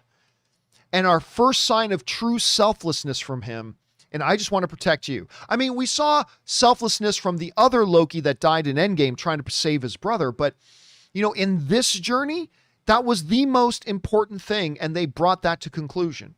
And they introduced us to who was the person behind the curtain. That was very key. And again, this is just the end of season 1. They don't have to tie up every little thing at the end. Not all of it has to be in a nice little tidy package bow at the finale. I mean, I think more would have needed to be answered if this was supposed to be a self-contained one-shot story. It would have needed a few more answers. But as it was, I thought it was perfectly fine. As long as you do the main things. And to me, they did the main things. So I kind of really liked it that way. I mean, not perfect. I had some issues with it, but overall, I thought it worked. All right, next up. Han Solo writes, my 2 cents. This Kang has been pruning mutants. No, this has nothing to do with the mutants. This Kang has been pruning mutants, especially reality-altering ones. The Fantastic Four and Doctor Doom from his sacred timeline. I don't think so. Listen, this Loki series was in the planning stages before Kevin Feige ever knew that Disney was acquiring Fox. It's just that simple. And I don't want to know why people keep failing to grasp that. Kevin, this show was already in its blueprints before Kevin Feige ever knew that Disney was taking over Fox. So no, I don't believe this has anything to do with mutants. I really don't. I mean, listen, anything is possible. Kevin Feige's a human being. He can change his mind, but I don't know why every single time an MCU thing in the last 3 years has come up, everybody goes, mutants are coming. And obviously they never do. And I don't think there's any, so I don't think this has anything to do with mutants. I really don't. All right, next up. Tyler Yeats writes, really loved this episode. That ending with the statue was creepy. It was a creepy ending. But when I saw Jonathan Majors show up, I was kind of blown away. Season 2? Yeah, I mean, obviously there is a season 2. They said it right in the post-credit scene. By the way, can I say that I was very disappointed there wasn't not a real post-credit scene. Like, the pattern of the MCU has been that they start showing post-credit scenes about halfway or a little more than halfway through the season, and then they have a post-credit scene every episode. And they didn't do that with Loki. Now, they don't have to do it. That's fine. But it's just that when you're sitting there through the credits, because they have like 6 minutes of credits, as you're sitting there through the credits going, okay, any minute now, any minute, we're going to get the post-credit scene. Here it comes. Okay, only a minute left in the credits. Okay, better happen. I guess it's going to be a short post-credit scene. Oh, here it comes. Here it comes. And then it ends and the screen goes black. And damn it. Damn it. So yeah, I was a little disappointed that there wasn't a post-credit scene. I mean, it doesn't change anything, but still, it would have been fun to have a post-credit scene. That's all I'm saying. All right, next up. Dark Matter writes, I feel Loki is just a setup now. The Amazing Spider-Man 2 vibes. I didn't get that. This is what I would suggest, Dark. The only way it's a setup series is if you weren't looking at what the real story was. The real story was Loki himself and his character journey. And if you missed that, then okay, then I could sort of see why you would look at it at the series as a setup thing, but you are overlooking the main story, the main purpose, the main narrative of what this show was, which is Loki and his transformation. That was the main gist. The TVA is an accent. Kang is an accent. All these things with larger, bigger ramifications to come down the road for sure, but Loki is about Loki. And that's why that finale, when it gave us that moment with Loki and Sylvie, and you saw him coming to that conclusion of his character journey, it felt incredibly satisfying to me. Like, that moment was so satisfying to me. And I guess if you missed that, then I could see why the rest of it may have felt like just filler. But if you got the main understanding of what the story was about, I thought it was pretty satisfying. But hey, we all experience these things in different ways, Dark Matter. All right, next up. Black Rice 19 writes, wow, awesome finale and badass intro to Kang. The episode sets him up as an Avengers level threat. Ant-Man 3 won't be the last time we see him. Oh, and it wasn't the first time we saw him. And I agree. I don't think Ant-Man 3 is going to be the last time we see him. I think the whole multiversal thing will be brought to a conclusion in Doctor Strange 2, but it's probably not going to be the end of Kang. Now, I'm not saying Kang's going to be around for the next 5 to 10 years, like one of an earlier writer wrote in and said, but I do think he's going to be here for a bit. And who better to have playing this guy than the current nominated Best Actor Emmy in Jonathan Majors? I think it's great, and it makes me very excited for things we've got coming up. All right, next up. Black Rice 19 also writes, I prefer this exposition-heavy finale compared to the other MCU Disney Plus shows with barely any action. A ton happened in 46 minutes. MCU has changed. I mean, I don't have a preference. Personally, Black Rice, I don't have a preference between, let's say, action-heavy finale, narration, exposition-heavy finale. It all depends on what would work best for this show right now. If an action-heavy finale, like I believe was necessary for the finale of Falcon and the Winter Soldier, if that's what's needed for that particular narrative, then that's what you do. And I thought that worked great for Falcon and the Winter Soldier's finale. But that's not the finale that a Loki series needed, at least in my opinion. And mine is not the only opinion, but at least not in my opinion. I didn't feel like that would have been the right ending for this show. The exposition was needed. Now, again, they could have bought themselves some more time, so they could have done a little more show, don't tell. That probably would have made it better and flow easier. But yeah, good exposition. good exposition is key. And I thought the exposition we got was actually pretty good, but that's just me. All right, next up. Jose Man writes, "Hey, John. I was so mesmerized by Jonathan Majors' performance, but I could not understand the purpose of this Loki show." Well, I mean, we just kind of talked about that. The purpose, there's a couple things. Number one, the purpose of Loki, let's go back to WandaVision. Yeah, they set up Scarlet Witch and they did all that. But the main purpose of WandaVision was to travel with this young woman who's got to go through a journey of trying to figure out a way to deal with her unspeakable grief. That's what WandaVision was about. It wasn't about ancient witches. It wasn't about magical books. It wasn't about reality-altering domes. At the core of WandaVision, what that show was about was the journey of a young woman trying to find a way to deal with her unspeakable grief. That's what WandaVision was about. And that's why to me, it's still the best MCU show, was WandaVision. When you look at Loki, that's the thing. Let's take this character that we've seen off and on throughout the existence of the MCU, and let's really go into a character dive on him. And let's watch him go through a metamorphosis, where it starts off with him realizing like this whole facade that he puts up isn't really who he is, but he needs to discover that. He needs to discover his frailty. He needs to discover his shortcomings. He needs to understand why he's behaved the way he behaves, and then ultimately come to a new place of resolution, which is what we saw in the finale. And on that level, I thought it was great. Like, to me, character is everything. And that's part of the reason why I was so attracted to WandaVision. And that's why, despite some weak episodes and some questionable strategy decisions they made with the show Loki, I still find myself being very satisfied with Loki because of that character focus. And that's why I loved it. And then, like WandaVision, that on top of the character journey, it opened up and set up a few other things. Loki did as well. It brought in and introduced us to Kang, which is clearly going to be a significant thing, at least in the next 2 years. So let's see where they go with it. All right. Thanks for writing that in, Jose, man. I appreciate that, dude. All right. Next up. Let's see here.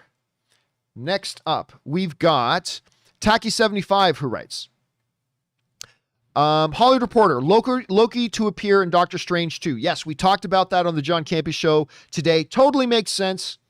Totally makes sense. So let's see where they go with that. All right, next up. Crash Swan just sends in a super chat to be supportive. Thank you, Crash Swan. I appreciate that, man. Frankie Gouge writes, when the elevator door opened showing Jonathan Majors, immediately thought this was from Jurassic Park. You did it. The crazy son of a bitch. You actually did it. Yeah, I mean, listen, you guys know I believed it was going to be Kang, but I wasn't 100% certain. But I believed all the signs were pointing to Kang. But it wasn't until that moment when the door opened and they showed Jonathan Majors sitting there in that chair. I was like, there we go. Here we go. Now business is about to pick up. Totally loved that. You crazy sons of bitches. You did it. Frankie also writes, biggest surprise for myself. I was thinking too small all season. This was bigly. Yeah, I agree. Like a lot of the time through the season, I'm like, okay, the TVA is supposed to be this massive thing. Oh, look at the TVA cityscape. Oh, it's so big. But every time we're in a room in the TVA, there's like 3 people, right? It never felt big. Everything felt very small, very localized. Well, that changed. That changed with this episode. Now it seems very big indeed. All right, next up. Frankie also writes, there was some scenes in previews not shown, i.e. King Loki, cutting room floor, or intentional fake out. Probably an intentional fake out, I'm guessing. That whole thing with him standing with his arms out in front of a big throne. Yeah, probably a fake out. Pretty easy to shoot. Kevin Feige, we know, has gotten into the habit lately of putting out misleading information to keep people on their toes. So probably a little bit of that. But then again, it could have been, a quick glimpse of another variant on something else that maybe wasn't all that important. They decided to take it out. I'm guessing it's either something that was really not important, so they cut it, or it was an intentional publicity fake out. But that's my only 2 guesses right now. I don't think it was probably anything that was important. Okay. Shade 1134 in the live chat saying that was a deleted scene from Thor 2. Yeah, that would make sense. That would make sense too. And they decided to put that out. Frankie Gouge writes, after this episode, additional season was always the plan. Oh yeah, absolutely. Absolutely. I thought Well, it was clear that a season 2 was definitely on their possibility thing because they didn't call Loki a limited series. I thought they were going to wait until after the series was done, evaluate the audience reaction for a few weeks, and then maybe announce a season 2. But it was right there. They announced at the end of the episode, season 2 is coming. So you're right. It was always part of the plan. Always part of the plan. Casey McNatt writes, "Hey, John, do you think Sylvie sent Loki back to a different timeline, or was the TVA just reset under the next Kang variant?" I just think as a result of Sylvie killing that Kang, I just think all of reality changed. I mean, that's my only guess right now. I don't think she sent him to a variant timeline because I don't think a variant timeline really existed yet. So my guess, and it's just a guess because we simply do not have enough information to accurately work off of, but my guess right now is just like it's Back to the Future. You know, Michael J. Fox came back, everything was different. And that's my guess right now. Could totally be wrong, but that's why things can happen. Because remember, the TVA sits outside of the timeline. The TVA is outside of time. So it can't just be a variant timeline. It has to be something bigger than that. So that's my guess. Again, I could be wrong. There's not enough information yet. All right, Crash Swan writes, "Last scene was great. Mobius's reaction to seeing Loki was confusing at first, I agree, but quickly made sense. It's about to get complicated as fuck in a good way. I hope so. I hope so that it's in a good way. Because it could become very confusing very quick. But it was a powerful moment. When Loki realizes Mobius couldn't recognize him and then he saw that Kang statue, it was a powerful moment, Crash. Totally was." Next up, Casey McNatt writes, "John, I gotta say I was holding my breath for you when Miss Minute showed up. I bet you're so happy you don't have to eat that clock." Yeah, because I remember saying, she turns out to be the main villain, but no, I mean, listen, we always knew Miss Minutes wasn't going to be the main villain. And, you know, them doing what they do with her in the finale made sense, that she was still an administrative clerk for the TVA. But she knows things not everybody else does. So it was good to see her there. All right. But even when she popped up, I never for a second thought she was ultimately the big bad guy. And I never thought that. All right. Next up, Sam Fisher writes, "So I guess you were partially right. It looks like Kang will be a variant of He Who Remains. I bet Loki is actually in Kang's timeline where he rules." Well, remember, it is all just Kang. It's just Kang. So, yeah, it's Kang. They can say He Who Remains, but they never said that was his name. And then he totally tipped the hat when he said, "I've been called Conqueror." So Kang the Conqueror, right? So it's all there. All right, next up.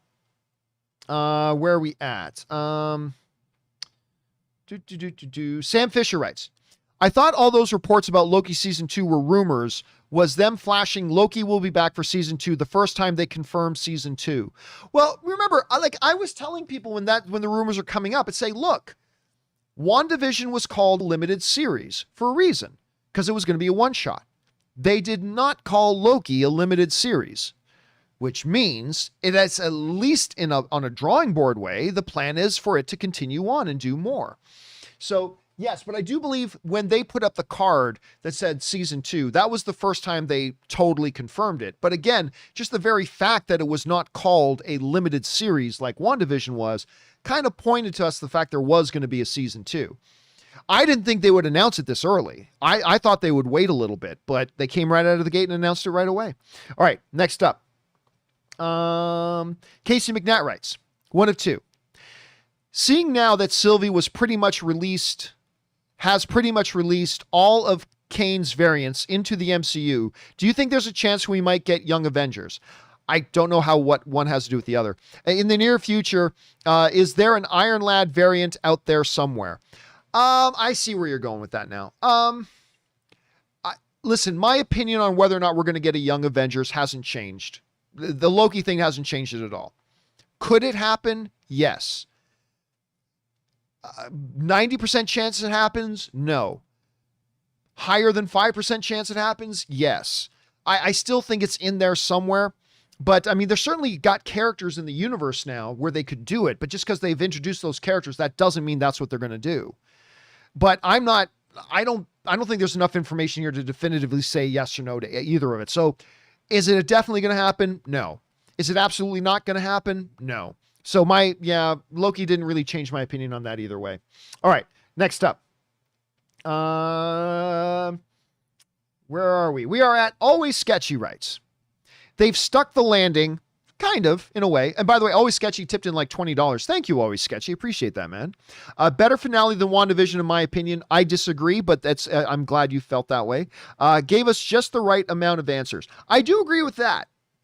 It did give us just the right amount of answers. Like, I still give the nod to WandaVision. The whole Battle of the Visions, Agatha versus Wanda, Wanda's manifestation as the new Scarlet Witch. I still think that was the superior ending to me, but I think the finale of Loki was a lot closer to it than the other episodes were. So I thought the finale to Loki was quite good. I didn't think they 100% stuck the landing. Again, I think it would have been a lot better if they introduced Kang in the second to last episode, given the finale more breathing room and allowing them to do more things rather than just sit down straight exposition. But still, I thought it worked and still worked pretty well. All right, next up, we've got Christina B, who writes, did you notice that the first 3 lines of the intro all referenced Ant-Man? I don't know what we're talking about. Thought that was an interesting choice, but with the Kang reveal, it made more sense. I don't know what you mean by that, Christine. I got to be honest with you. Did you notice that the first 3 lines of the intro of what? I'm not really clear. I'm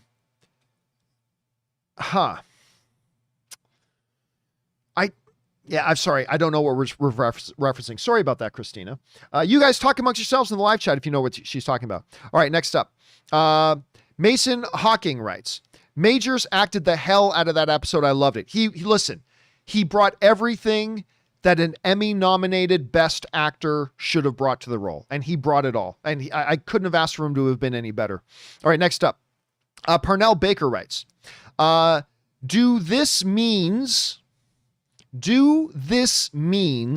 very past Marvel film, very sorry, dude, I can't do it. I can't do it. R. Henry 1980 writes, guys, please do a little bit of proofreading before you hit submit, because if I can't understand what we're reading, I got to move on, unfortunately. All right. R. Henry 1980 writes, I see some people saying Loki is in a different timeline, but he's still in the TVA outside of time and space. That's something I was just saying myself, R. Henry. I think it's just that a different variant of Kang, along with Ravonna, created and rule it. Again, like I said, whatever it was that specifically happened as a result of Sylvie stabbing that variant of Kang, and then he smiles at her, winks at her, and says, I'll see you soon, which I thought was I love that line. After she stabs him, he winks at her and says, see you soon. I loved that. That was great. I think, however it did it specifically, what it did was it set up that reality had now been altered. Reality had been changed. Something fundamental had been different. It's not just another time branch because the TVA lives outside of it. So I think you're absolutely right about that, R. Henry. But let's see how they describe it once we get more information in upcoming projects. All right. R. Henry also writes, I think this is a great way of introducing Kang without the general audience being required to have watched the series. It's just a bonus if you did. I agree. Because listen, one of the things we've been saying for a long time, Kevin Feige does not make it a prerequisite to watch previous material in order to watch the newest MCU thing. So now when Kang comes up in whatever the next project is, they're going to be able to easily sum up who this character is, just like they're introducing any villain in any movie. And they're going to be able to move forward for that. And then those of us who have watched Loki will have a more nuanced understanding of what's going on, but somebody's going to be able to come in cold. A new audience member will still be able to come in cold, whether it's in Spider-Man No Way Home or Ant-Man 3 or Doctor Strange 2. That's part of the brilliance of Kevin Feige and his strategy and why the MCU has become the most popular, most powerful thing in all of entertainment. All right, next up. Where are we? We are at Rena writes, loved that Marvel intro.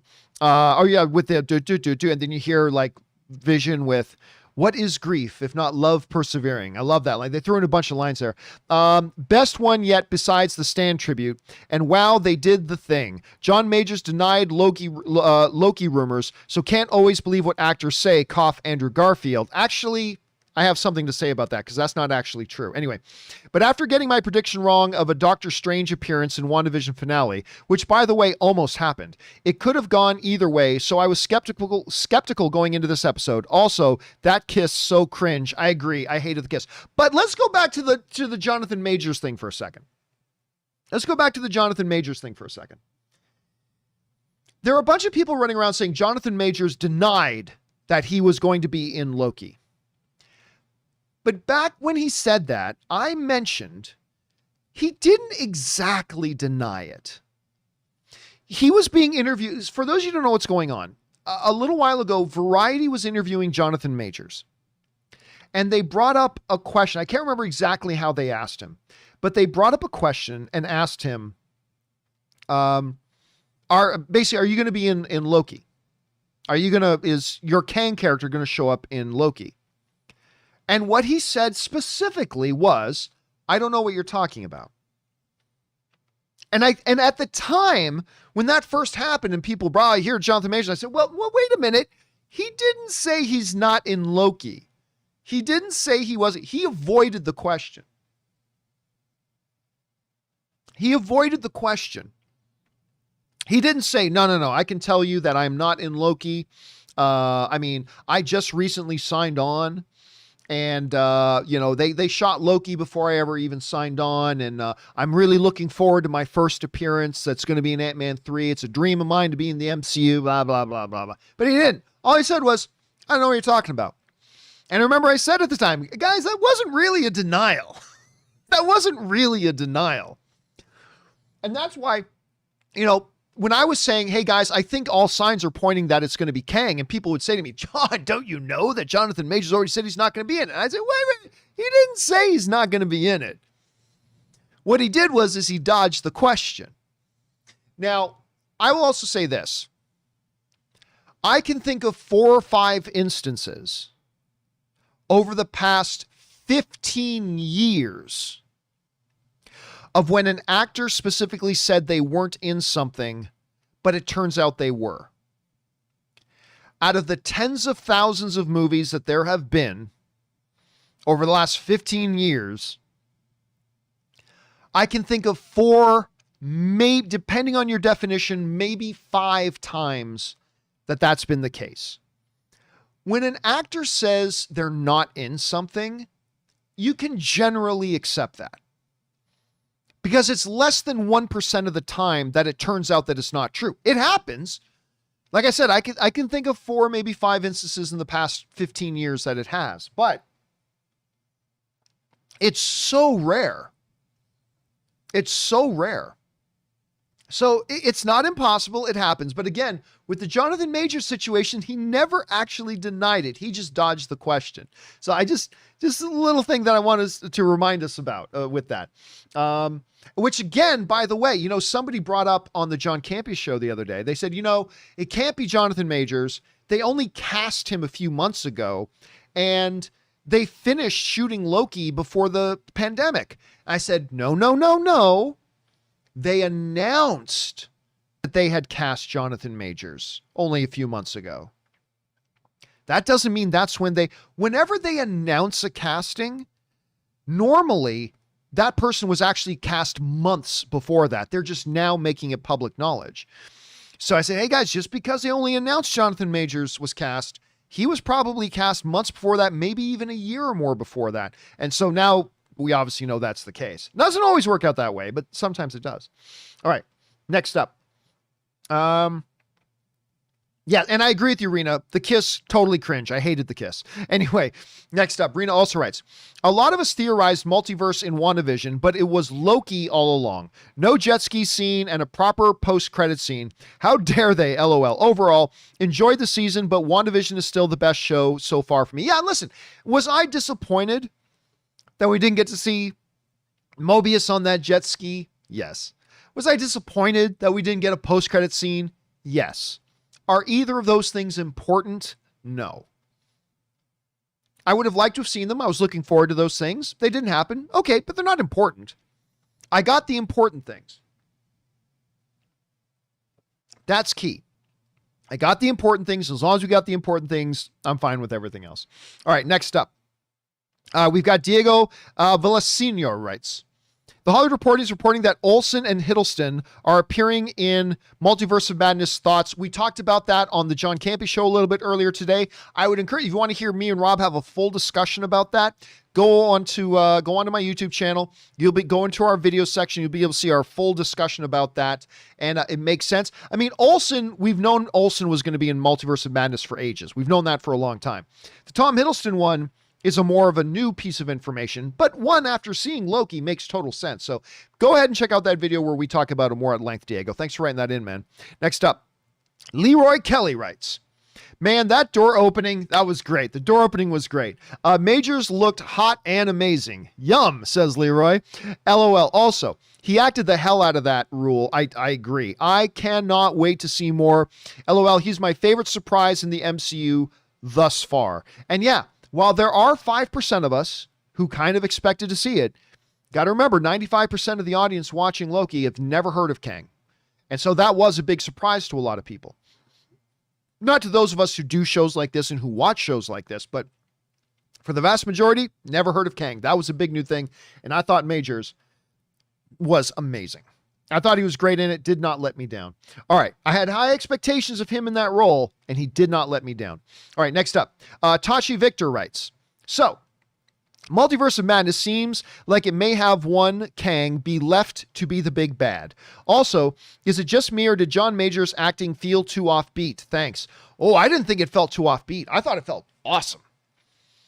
A guy with all the confidence in the world, and then when he said, we just crossed the threshold, they've crossed that point now where it's like, now I don't know what's going to happen. And there was something exhilarating about that in him. Listen, I'm just going to tell you myself, I thought it was awesome the way he played it. And we're going to see no pun intended, we're going to see variations in how he plays this character with each variant that we see. He's going to bring little nuanced differences, some big, some small, some barely noticeable, but he's going to do that. And I think that's going to be awesome. And I cannot wait. And listen, Multiverse of Madness, I have actually a feeling we're going to have like a bunch of Kangs. Again, I think Multiverse of Madness is going to be about the final stand battle. It's got to have Scarlet Witch, Loki's going to be there, Doctor Strange, to them closing down and shutting off the multiverse before it destroys all of reality.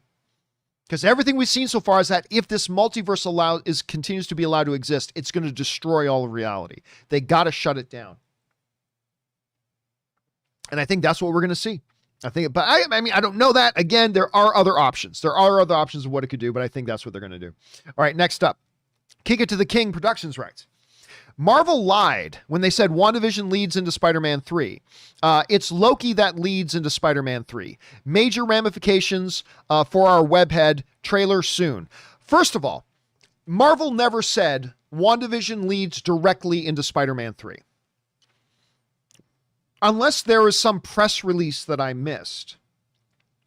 What Kevin Feige did say was that there is one continuous arc of WandaVision, Spider-Man 3, Doctor Strange, and the Multiverse of Madness. But terms like leads directly into, I think these are terms that we in the fandom kind of started to attach to it.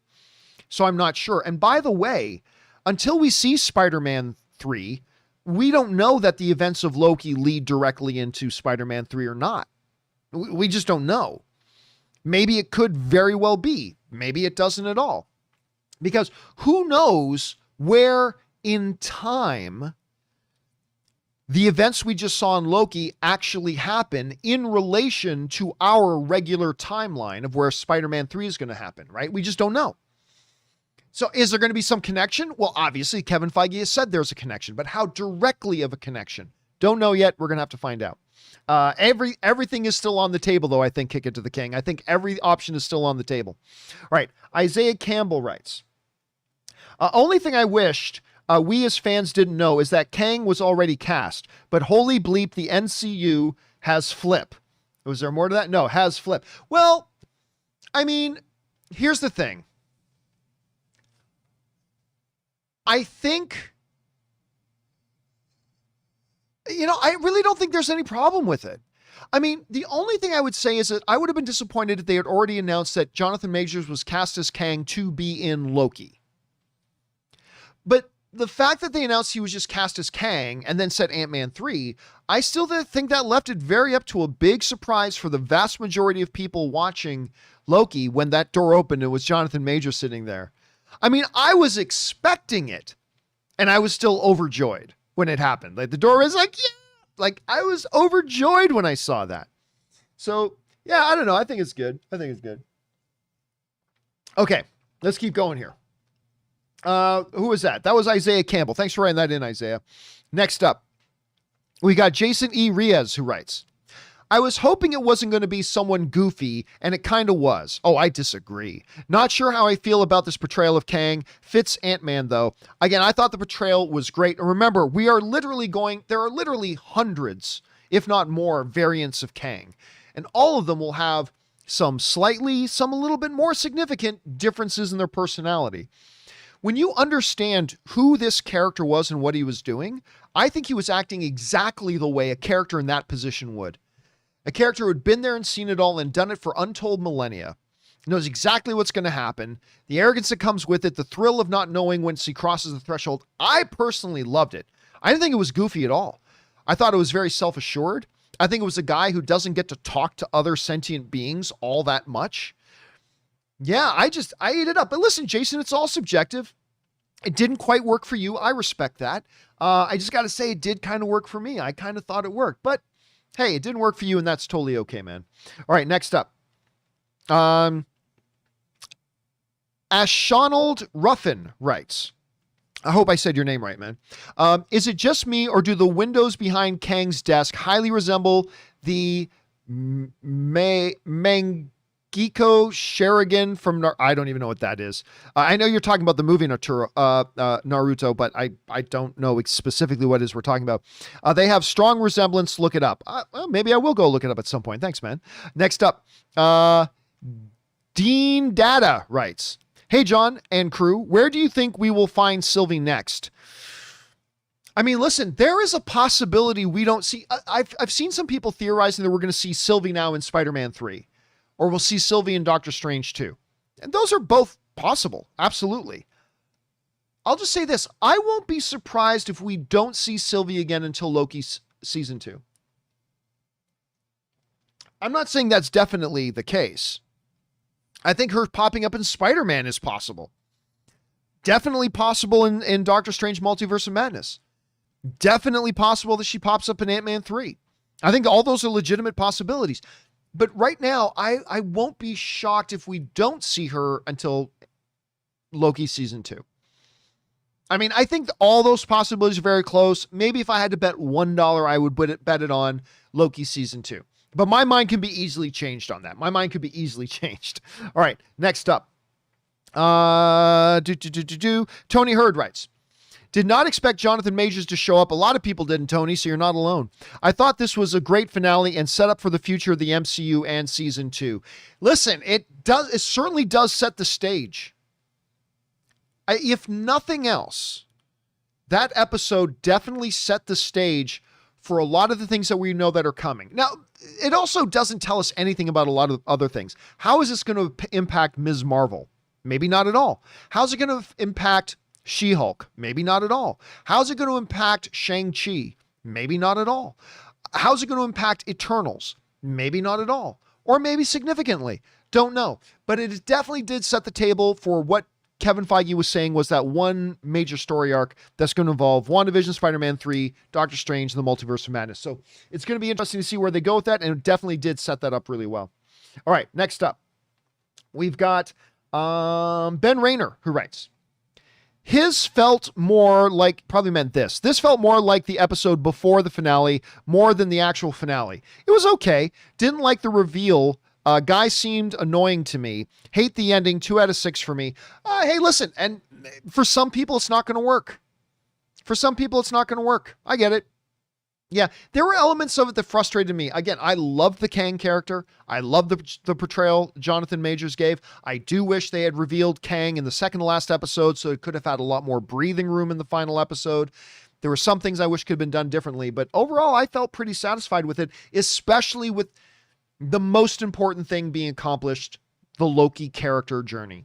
That was the most important thing, and that they wrapped up really beautifully. And that's why overall for me it worked. But I get it. You're not the only one, Ben, that it didn't work for, so I totally get it, man. All right, next up.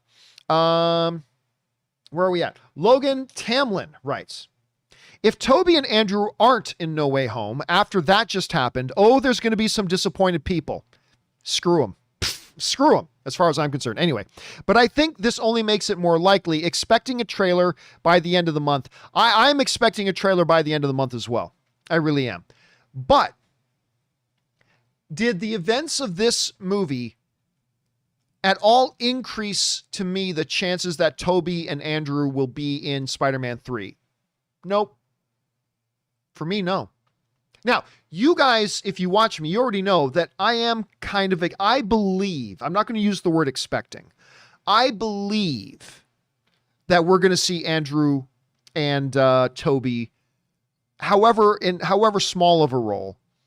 I do believe we're going to see them in Spider-Man 3. However, there's a difference between believe and know.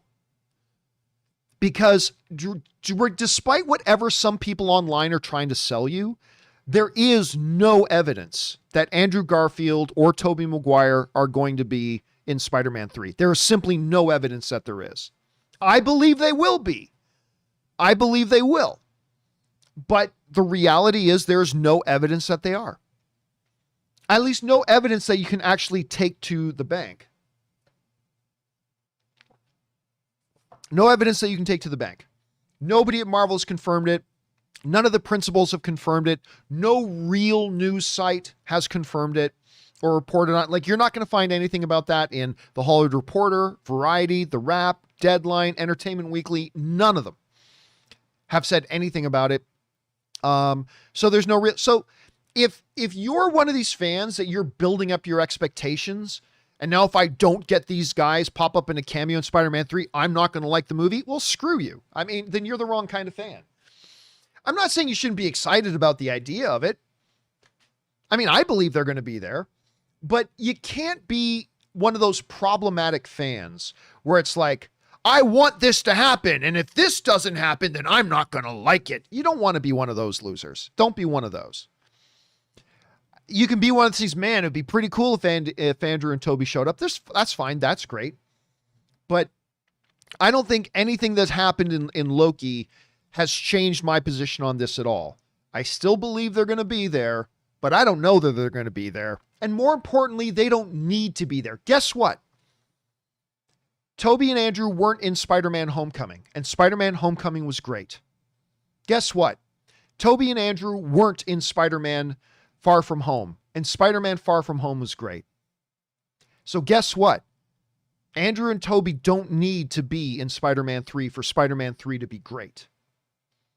So don't be one of those problematic fans that sets up artificial prerequisites in order for you to enjoy the movie. I think that's lame. I think that's really lame. And I think we all do it. I've done it, and I think it's pretty lame that I've done it. I think every fan does it from time to time, but we got to try to resist the urge to do that. We do. So that's just kind of, just take whatever hopes and expectations you have for a movie or TV show, and then put it up into a little bag and leave it at the door when you go in to watch the movie, and then evaluate the movie on its own merits. Not on, does it meet your artificial prerequisites that you artificially created in your own mind. That's all I'm saying. That's all I'm saying. But I still believe they're going to be there. We'll see. Next up, Julianne S. writes, it's a fine line between cliffhanger and unsatisfying. For me, that was unsatisfying. Felt like there was no climax or resolution, only rising action. See, again, I disagree, Julianne, because to me, like, I understand that the main story of Loki is Loki and his story and his character development and his character journey. And I got a beautiful resolution to that. That moment, see, I think everybody's talking about the Kang moments, and that's understandable. That's the big flashy sexy. It's the Kang stuff. But to me, the real thing about Loki, the heart of Loki, was when Loki had that conversation with Sylvie. He's like, look, I don't need a throne. I just want to save reality. I want to save you. Like, that to me is the destination of a journey that started in episode 1, had been beautifully developed through his speech about it's the lie of control, and it's an artificial lie conjured by the weak, and he's talking about himself all the way through to episode 5, him saying his self-actualization of I've betrayed everyone who's ever loved me, and then to come into episode 6 and to have him come full circle with I don't need a throne. I just want to save you. And to me, that was the ultimate, most important, most vital, and most relevant ending for this series. And then there's window dressing. Kang, the timeline stuff, that's all going to become far more relevant in other MCU stuff as we move forward, maybe even in season 2 of Loki. But the main meat was Loki himself. And that's why for me, it was still really, really satisfying. But I get it, Julianne, because if the other things were of more importance to you, then I could see how that felt very unsatisfying. So yeah, I completely get it. I do. But for me, because they put the focus on the character of Loki and brought that to conclusion, for me, it ended up being satisfying. But I can totally get why it wouldn't be for you. So thanks for sharing your thoughts on that. All right, kick it to the king production rights. Does this timeline going into chaos, expecting Toby and Andrew in No Way Home, does that mean that Fantastic Four X-Men timelines are part of the MCU? No, I don't think so. I mean, that's a big nebulous fan wet dream, but I really don't think that's. I mean, listen, you got to keep in mind that, remember, when Fox was being bought out by Disney, Kevin Feige very, very early in those days was asked, oh, so when are you bringing in X-Men and things like that? What did Kevin Feige say? He said, I've got the next 5 years already planned out. Once that's done, we'll start with the X-Men and Fantastic Four. And despite the fact that Kevin Feige said that, everybody, when every new Marvel thing has come along, everybody insists that this is where the X-Men come.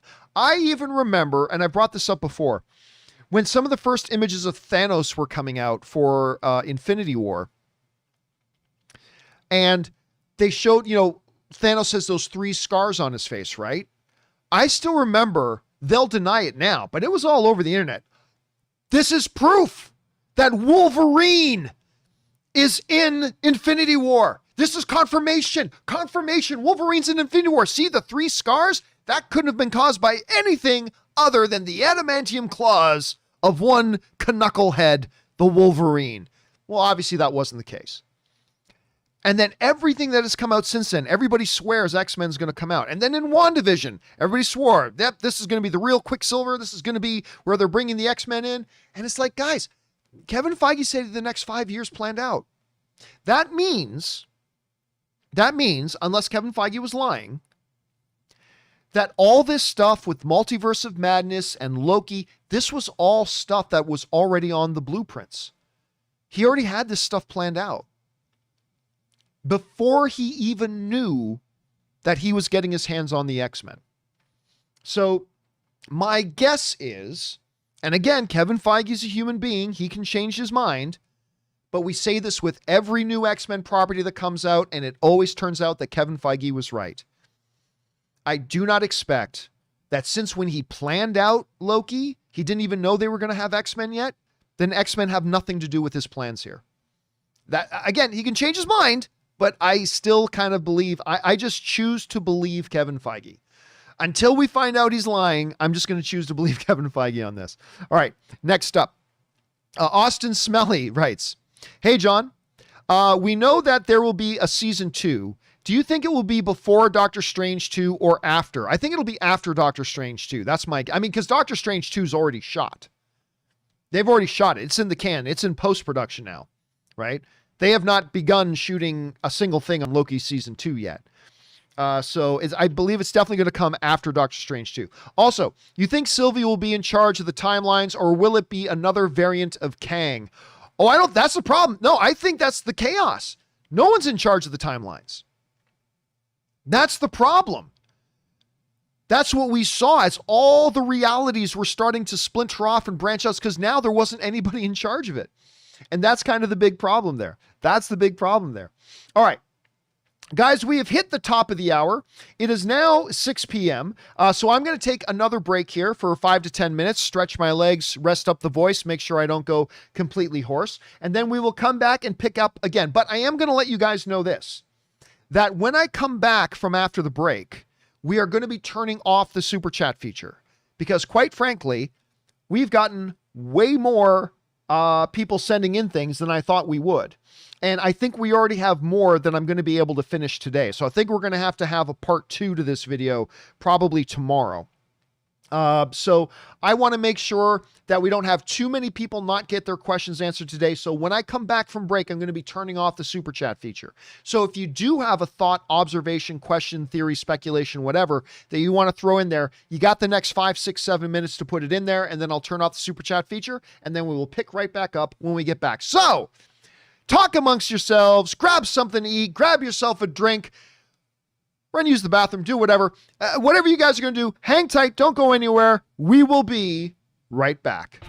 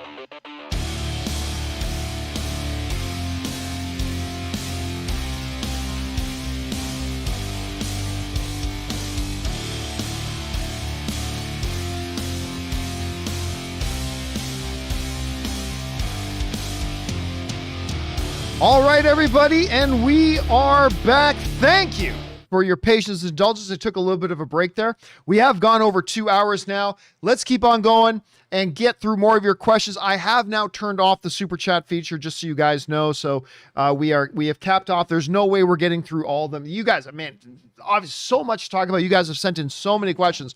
We're not going to be able to get through all of them, of course. There will be a part 2 to this video, probably coming sometime tomorrow. So keep your eyes open for that. But we still do have some time here today, even though we've gone 2 hours. But let's keep going for now, shall we? Next up, we're going to go over to Power is Power, who writes, okay, so that was a good episode. Little bit Wizard of Oz, true. A little bit Willy Wonka, true. With a splash of Planet of the Apes with that ending. Actually, that's a really good observation, Power is Power. Well said, man. All right, next up, My Comic Planet writes, I love Jonathan Majors, but I didn't love his version of Kang. Not sure if it was his mannerisms or what. I think his other versions will be better. See, and I personally disagree, but we've heard from some other people that didn't totally dig this iteration of Kang. I really did. It really flowed with me. It vibed with me really, really well. But it won't for everybody, and that's totally okay. The key is I think we're going to get a lot of Kangs, and I think they're all going to have a little bit different nuances. So we'll see how that plays out, My Comic Planet. Thanks for sharing your thoughts, man. All right, next up, James Argento writes, do you think Kang will be Avengers 5 villain? No, I don't. Now, I don't feel confident in that. I don't feel confident saying, no, I don't think he will be. My guess right now is that he won't be. I think it'll be somebody else, but it very well could be. So like I said, don't hold me to that. Don't hold me to that. All right, next up, Jonathan Blasberg writes, hot take. Loki-Sylvie romance isn't weird. Different personalities and life experiences from each other, so they shouldn't be considered the same being. That's fine, but they are the same being. They are variants of each other. They are duplicates of each other in different ways. So look, I am not sitting here saying you should be grossed out by it. I'm not. I'm not saying anybody else should be grossed out by it. Not at all. This is a totally make-believe, non-real situation, okay? This is a totally make-believe, doesn't actually exist in reality, totally made-up fictional situation. So however you feel about this totally make-believe, completely made-up piece of fiction is fine with me. If you're cool with it, you're cool with it. I'm just telling you, I kind of feel grossed out by it. I just feel a little bit grossed out by it. But that's just me. That's just how I feel about this totally make-believe, doesn't actually happen or is real in real life situation. That's just mine. But anyway, thanks for your take on that, Jonathan. Next up, Tyler Pfeiffer writes, I generally thought for a brief second Miss Minutes was actually going to be the main bad guy. Love that this particular Kang isn't a pure villain. Great way to subvert our expectations. Yeah, and listen, most villains, other than like the odd one like Malekith or whatever, a lot of villains in the MCU aren't just pure evil. Like even Thanos, the ultimate bad guy, who is evil, but there are some roots. Look, he legitimately cared for Gamora. There's a part of him that I believe really did want to try to save the universe by pruning half of it, even though Endgame totally revealed that he was still an evil son of a bitch. But most of the Marvel villains aren't just pure evil. Some of them have been, but a lot of times they're not. And that's what I think makes villains really interesting, is when they're like that. Loki himself has been portrayed as a villain, but he's not, traditionally a villain. So, I mean, I really like the way they kind of deal with that. All right, next up. Tyler also writes, so there are apparently different versions of the TVA. This new one we saw wasn't focused on hunting Loki variants. Mobius did not recognize Loki. No, see, that's the thing. The TVA exists outside of time. It's not a part of timelines or nexuses or variations or things like that. It exists outside of time. So again, I go back to really feeling like this is a situation of it really being more like a Back to the Future situation. Reality was altered. Reality was altered, period. It's not a new branch. It's not a different version of it. It's just that reality got altered.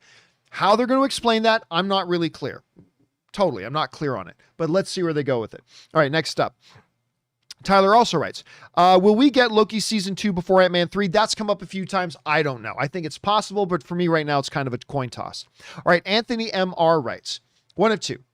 I was disappointed by all the talking, but I understand they needed to explain stuff. However, as a comic fan, I'm glad because it looks like the Kang stuff will be handled well. I agree. My mind is racing, wondering which version of Kang we are getting in Ant-Man 3 and how or if this affects Doctor Strange Multiverse of Madness. I'm actually excited about the MCU. Well, that's great. I'm actually feeling a little bit worried for the MCU right now, but I'm glad for your enthusiasm. Which one are we going to get in Ant-Man? That's a great question. Will this impact Doctor Strange in the Multiverse of Madness? Oh, I think this is everything about Doctor Strange, the Multiverse of Madness. And I could be wrong. I have no insider information. This is just me fan speculating. But again, I believe this is all going to culminate in Doctor Strange 2. I really do. I think it's all going to culminate in Doctor Strange 2. I think the multiverse gets shut down. I think that's how they, Wanda, Strange, Loki, save all of reality, is by bringing timeline back into harmony. But that doesn't mean that Kang disappears, though. Kang can still totally be a part of that after that. So, I don't know. We'll see what happens. I could be totally right. I could be totally wrong. I could be 50% right, 50%. I don't know. We'll see how it all goes. All right. Brian Learns Stuff writes, how was the timeline within the TVA affected if the TVA exists outside of time? Time travel scenarios are impossible to keep logistically sound. It is. There's always logic problems. Really wanted to like Loki, but the show just feels so forced and undermines the entire rest of the MCU, in my opinion. Love the characters, but not the plot.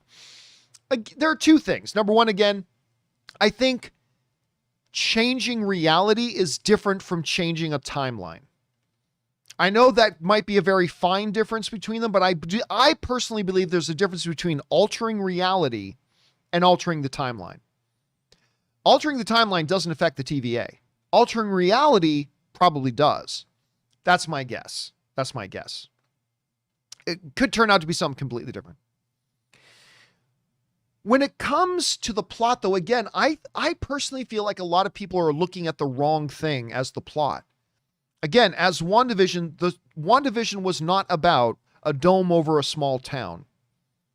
WandaVision was about a young woman finding a way to deal with her unspeakable grief. Loki is not about the battle of the TVA to find variants.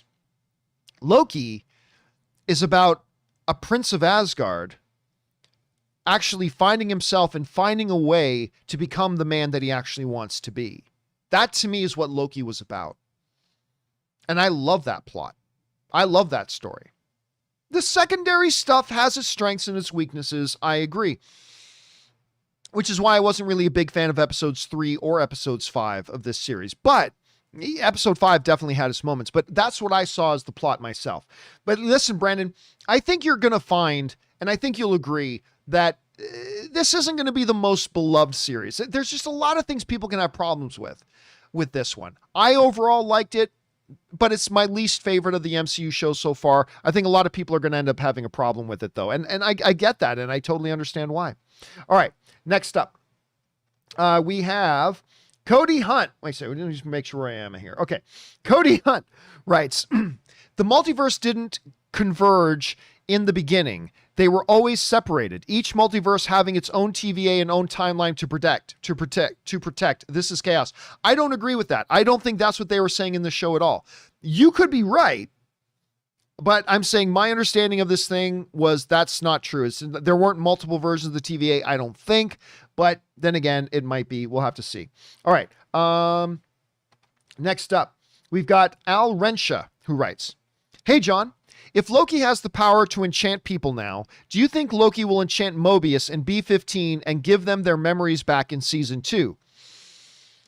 Remember, if reality has been altered, they don't have memories. They don't have memories. The agents of the TVA had memories that were blocked or wiped or whatever as they now took on roles in the TVA. That's not the case here now. Reality itself has changed. This Mobius does not know Loki. So, if anything, the one thing that could happen is, I don't know, Loki injects memories into Mobius, but if I'm right, and I'm not necessarily right, but if I'm right, then there's no memories in this Mobius's mind to unlock. Reality's been changed.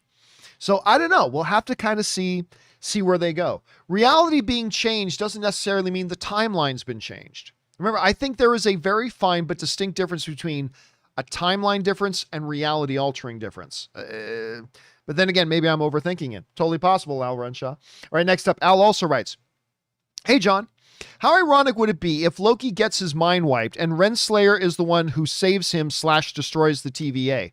Listen, Ravonna Renslayer in the comics is a complicated character, but sometimes she's very much portrayed as a noble person. I mean, it very well could be in the show. At the end of the day, she wasn't trying to uphold and save the TVA because she's evil. She was, at the end of the day, fighting to uphold the mission of the TVA because she believes it's what's necessary to save the universe. She may have been wrong, although she may have been right. She may be incorrect in doing what she's doing, but she's being motivated by her belief in the mission to protect reality. And if that's the case, we very well could see a very heroic Ravonna later on. I mean, we'll see. We'll see. All right, next up. Cody Hunt writes, Loki truly changed this season. He really did. He had the chance to rule and chose not to. I could have never imagined that being the case. Great character progression. I absolutely agree. You know, one of the things I said earlier on in the season of Loki was that what Loki, the series, is going to be is an expedited evolution that it took several movies and many years for us to see Loki go through that evolution in the movies. Because in the movies, it took us years to get Loki from where we found him and left him in Thor until the part where he actually sacrifices himself trying to save his brother in Infinity War. That was a lot of years and several movies and all that kind of stuff. And in Loki, we pick up with Loki from the end of Avengers and get an expedited evolution because new things are happening to him that didn't happen to the other Loki. And for me, Cody, that was a very satisfying journey. That part of it for me was a very satisfying journey. Okay, next up, we've got Evelyn who writes, one of two. Overall, it was an okay show for me.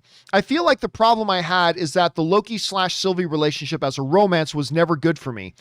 So that hurt my experience. Hiddleston was great. Owen is a great addition to the MCU. I completely agree. We got to have more Mobius.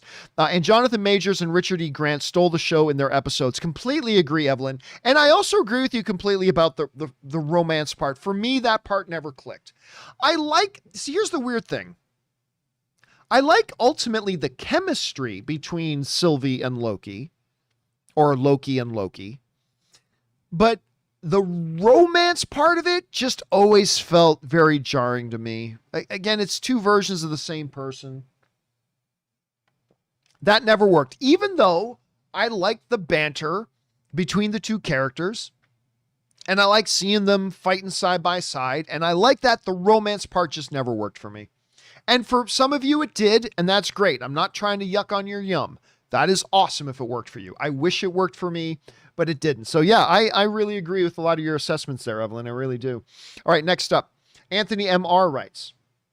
Where are we at? There we are. Anthony MR writes. After that final scene, it feels like we finally have a sense of where Phase 4 is heading. Yeah, I kind of agree. I call this the multiverse phase, but that ending with Kang just confirms it now. Yeah, it kind of does. And again, like I said, to me, it just kind of reaffirms my belief, Anthony, that this is all coming to a climax in Doctor Strange and the Multiverse of Madness. I think this is where it's all going to climax. Because it's got to climax pretty soon. Because remember, the whole message of this thing, including Kang at the end, was like, look, if this multiverse thing happens, everything's going to be destroyed. It's going to be the end of everything. So that's got to be stopped. And I think with Doctor Strange 2 being the master of the mystic arts, and being the Sorcerer Supreme, and Scarlet Witch, who is herself a Nexus being, and now Loki, a more powered up god of Asgard, working together, I think they're going to do that, but we'll have to wait and see. But yeah, I agree with your assessment on this, man. I really do. All right. Well said, Anthony. Next up, we've got Cody Hunt, who writes, rewatched the series last night, and I wasn't really on board with Sophia in her first couple of episodes, but in the last few, I really grew fond of her performance. Yeah, there have been a number of people who were not thrilled with I can't remember Sophia's last name, but who were not been thrilled with her performance in the role. I will say, man, I hate being critical of actors. I don't know if I loved her performance. I don't know if I loved her performance. I will say this. I think her performance was serviceable. Like, her playing Sylvie and her performance never took me out of the show. There have been bad performances out there where, when somebody starts speaking lines, it totally pulls you out of the movie. That wasn't the case with Sophia. That being said, I don't exactly think she elevated the material either. I don't feel like she elevated the material. Now, I do agree with you. The further we got into the show, the more and more I felt like she was starting to feel at home in that character.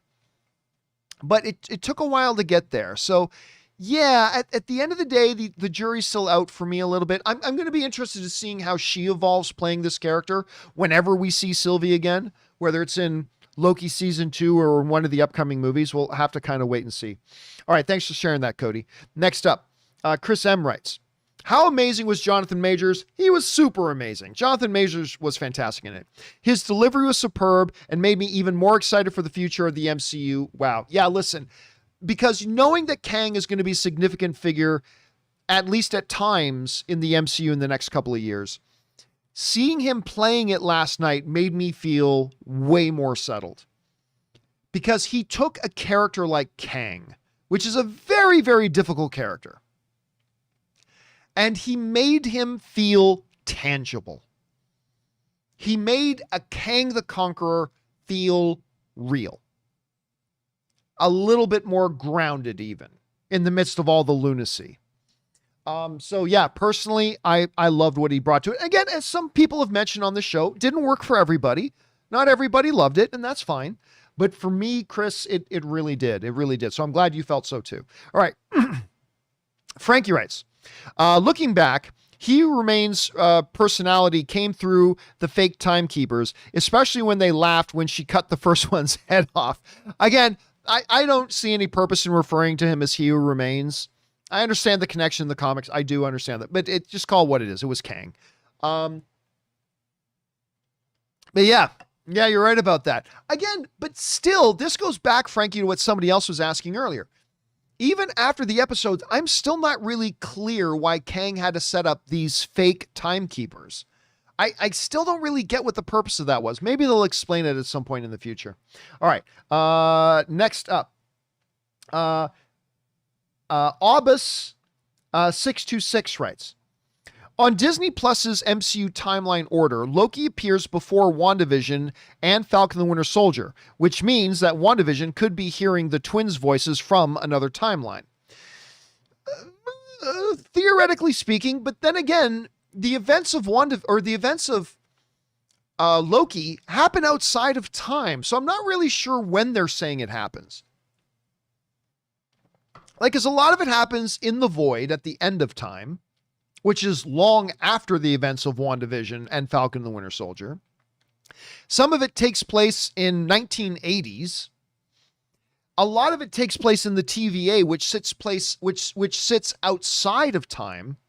So look, I respect whatever Disney is saying with where Loki happens in time, but realistically speaking, where really does it happen in the time? It happens outside of time, most of it. Some of it happens in the 1800s. Some of it happens in the 1980s. Some of it happens in the void at the end of time. Some of it happens in the TVA, which is outside of time. So I don't know. How can they actually tell us when Loki happens? Not sure. But you are right, Abbas. I mean, there is a possibility here that what she hears, but again, it is just the same sound clip of her kids calling out to her earlier in the episode of WandaVision, which to me makes it sound like it's more of her just thinking about them and hearing those voices in her head because it's the same sound clip. So, I mean, I don't know. The ultimate answer here, Abbas, is that I just don't know. We'll have to wait and see. By the way, Chris Hunt sends in a super chat badge in the live chat just to be supportive. Thank you, Chris. Appreciate that, man. All right. Sorry, guys. We're going 2.5 hours, and I did a 2-hour show earlier today, so my voice is starting to go a little bit. JSOP4 writes, Jonathan Majors as Kang, amazing. Far off prediction, Doctor Doom settles the multiverse war in Fantastic Four movie, and Avengers 5 will be Secret Wars. Nah, remember, Kevin Feige, who so far has totally proven to be right, has said all this was in his plans before they ever got Fantastic Four and X-Men, which means he knows how the events of Loki are going to resolve before he ever knew he was going to have Fantastic Four, X-Men, Doctor Doom, and all that sorts of things. So I'm going to guess that no, Doctor Doom nor anybody from the X-Men universe are going to be part of what the resolution to all this is, because this was on the planning boards before he ever thought he had those characters. So, and again, eventually X-Men characters and Fantastic Four characters are going to be brought in, but so far, everything that Kevin Feige said he's stuck to. And so I don't see any reason to change our minds on that. But you never know. You never know, JSOP. Let's see what happens. All right, next up. Evelyn writes, I was waiting for the Kang All Along music. Oh, don't laugh. I wanted to... Last night, I actually considered getting the music for Agatha All Along and singing my own lyrics. It was Kang All Along. I thought about doing that, but I decided it was too much hassle to do. All right, next up, because I wanted to go to bed after watching it. Abus writes, was not a fan of Sylvie's character, but maybe if a Loki's purpose is to allow others to become a better version of themselves, then Sylvie has allowed Loki to become a better version of himself. I'll tell you what, Abbas, that is the best explanation of the purpose of Sylvie's character I've heard yet. That's honest. I love that. I love what you just said. I love what you just said. By the way, our friend Russell Amador and Dynasty both send in super chat badges in the live chat just to be supportive. Thank you, guys. I appreciate that very much. But I love what you just said. Let's bring it back up on screen again. Was not a fan of Sylvie's character, but maybe if a Loki's purpose is to allow others to become a better version of themselves, or the best version of themselves, then Sylvie's purpose was allowing this Loki to become a better or best version of himself. Dude, that's poetic. I love that. I love the way you just said. That's terrific. I didn't really think of it that way, but I think you nailed it. I really did. Maybe the whole purpose of this Agatha, I can't keep wanting to say Agatha, maybe the whole purpose of this Loki, of the Sylvie Loki, was to help our Loki become and evolve and be the best version of himself. I love that. Beautifully put, man. Beautifully put. All right, next up. Olrotimi8 writes, just sends in a super chat to be supportive. Thank you, man. I appreciate that, dude, very much. As does, you know what? These are probably super chats that came in during the John Campea show earlier today. So we'll just kind of rifle through those. And we'll go back to James Argento, who writes, I loved Major's performance as Kang. I agree. Slash Immortus / He Who Remains. I can't wait to see how he portrays the other versions of Kang. Hashtag Kang Gang. Bring on the Kang Gang. Yeah, again, not only did I love what he did with it, I'm looking forward a lot, James, to see what he does bring to each variation of Kang that we see. Now, again, listen, I'm just guessing, because of the comics background and everything, that we're going to see multiple Kangs. But we may not. We may just get one more Kang, and that's just going to be it, maybe. But whether it's just one more or whether it's 5 more or whatever, I am looking forward to seeing now what little variations, no pun intended, that Jonathan Majors brings to the personalities of each of them. So, because what he delivered in the first one, gangbusters, can't wait to see what he does with the rest of them. All right. Next up, Casey McNatt writes, one of two. What are your thoughts as Major's performance in this episode? Well, I've already made that pretty clear. I know he's not the real Kang. Yes, he is the real Kang. I mean, listen, these are all variants of the same individual. This is as real of a Kang as any other Kang we're going to see. But I thought he was brilliant, and I wonder if all the Kang variants we see in the near future could have different personalities. See, I think so, Casey. I think you've nailed it there. I think each one is going to be sometimes slightly different, sometimes maybe a little bit more significant, but we're going to see, I think, minor changes each time. And whether that's just one more time or 60 more times, however many more Kangs we're going to run into. But I do think we're going to see Majors bring slight variations to how each of those are portrayed. I think it's really interesting that unlike the Loki variants, where sometimes they look just like the regular Loki, sometimes they look very different, all the Kangs all looked exactly the same. As Kang was showing all the different variants and telling the story, kind of like the way Jor-El told the story of Krypton in Man of Steel, with the little things coming up. But I thought it was really interesting, and I mentioned this earlier in today's stream, I thought it was really interesting that they all looked exactly the same. Majors even made a joke that they would compliment each other on their noses. I thought that was really interesting. But I do think we will see differences in their personalities. How big? Not sure. We'll have to see how that goes, but I think you're right about that. All right, next up. A3 writes, can I just say Majors, charisma for days? Absolutely. Absolutely. And I loved, my exposure to Jonathan Majors' performances are very limited. I mainly know him from Lovecraft Country. So I was a little bit nervous we might come into this and just see him playing the same character, but it's totally different. And that tells me a lot about his range, and I'm very excited to see where he goes with this. All right, next up. Leftover Lobster writes in and tips in a $20 super chat. Thank you for that, Leftover Lobster. Really appreciate that, man. And Leftover Lobster writes, hey, John. So we all thought it was Kang. The majority of people in the last few days leading up to the finale, most people seem to think it was going to be another Loki. Just to be thinking, a lot of people thought it was going to be another Loki, and for good reason. There was solid evidence to back that up, that a lot of people thought that. Anyway, but it was actually Immortus all along. No, it was Kang. Variants of the same person maybe, but two distinct and different characters. Also felt betrayed by Ms. Minutes. A2 Ms. Minutes? No, make no mistake about it. This was Kang. And we are going to see the slight changes, but they were all Kang.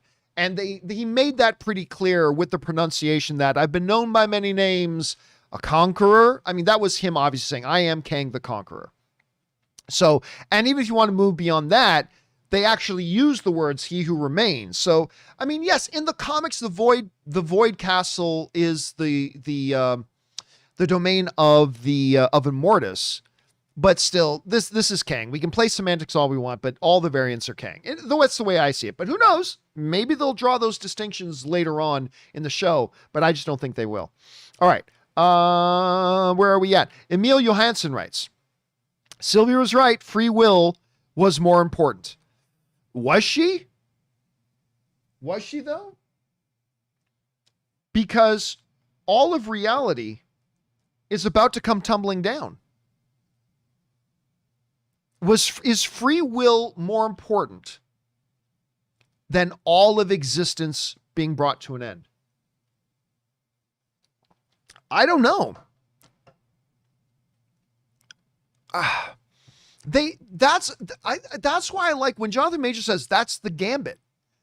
I mean, it really is. That was the gambit. I mean, we all know how important free will is, but how much free will should be sacrificed in order to ensure that the universe and all life in the universe doesn't come to an end? That's the gambit. And it's because here's the thing. If all life ends, there's no free will. That's the rub, right? So I don't know. I love it when movies or shows present us with a very difficult philosophical or moral question that there's not really an easy answer to. Free will is above all things, but is it above the end of all reality? Because if you have the end of all life in the universe, then there is no free will left. So I don't know. It's a really good question. And I loved it when he got up and said, this is the gambit. And I thought that was great because I love it when shows or movies make us think. And believe me, after that episode was done, as I was laying in bed, I was thinking about that. You know, I thought it was a great question to ask. So yeah, there's that.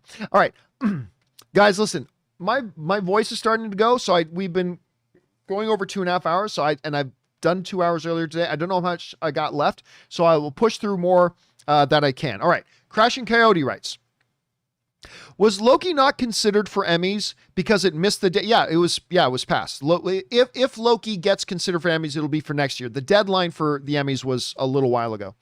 Was Loki not considered for Emmys because it missed the deadline? Yes. Or another reason. It was for the deadline. Not that it would have, I don't know that I would have put it up for any Emmys anyway. I think Majors would easily have won Best Guest Appearance if so. Okay, yeah, sorry. I just said I don't know that Loki would have qualified for any Emmys anyway, but you're completely right. I totally would have given it to Jonathan Majors for Best Guest Appearance.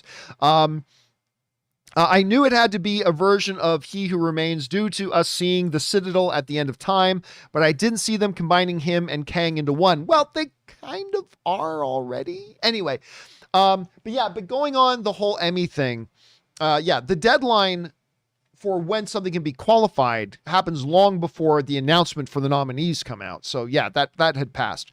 But I wouldn't be surprised at all if at next year's Emmys, we don't see Jonathan Majors get nominated for Best Guest Appearance. I wouldn't be surprised at that at all. All right.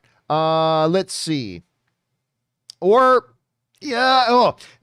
Cap Nova in the live chat is saying that, or Richard E. Grant. But here's the thing. I don't think Richard E. Grant qualifies because Richard E. Grant technically appeared in 2 episodes. And if I'm right, and I'm not 100% sure about this, but I believe once you appear in more than 1 episode, you're no longer considered a guest appearance. I think at that point, you're considered a supporting character rather than a guest appearance. But anyway, I could be wrong about that. Bubba Gump in the live chat says, Richard E. Kang. I like that. All right. Next up, we got Purple Queen who writes, what a great finale. Definitely enjoyed it. Was it just me or was Ms. Minutes extra creepy in this episode? Her pop-up scared me. I don't know if she was extra creepy. I think she seemed a little bit more aware, but she still seemed like Ms. Minutes to me. By the way, guys, keep your eyes on the John Campea Show over the next few days, because we are going to be doing a giveaway of this Ms. Minutes clock, real clock that really actually works too. So this minutes clock for all time, always. Also, for this very stylish John Campea worn, ooh, now it's worth something. John Campea worn TVA jacket that was sent to me. And I know a lot of you guys would probably love having that stuff. So keep your guys' eyes open. We're going to be doing a giveaway for that in the coming days. So keep your eyes opened for that. All right. Next up. Elif writes, I enjoyed the episode. I'm excited about season 2 because it means more Loki, more Ms. Minutes, and more open spoiler discussions with you, John. Well, listen, The one bummer thing about Loki ending is that we don't have another legitimate series now coming till I think October or November. I can't remember when the next one comes out.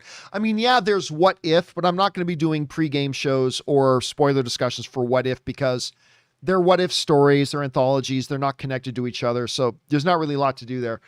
So I'm kind of bummed out though. It's going to be a little while before we do these pre-game shows and spoiler discussions again. I mean, listen, there'll be spoiler discussions for upcoming movies for sure. But yeah, it's going to be a little bit before we get to do this again with the MCU Disney Plus shows or the next Mandalorian or the Book of Boba Fett, stuff like that. It's going to be a little bit before we get to do this again. Thanks for writing that in, Elif.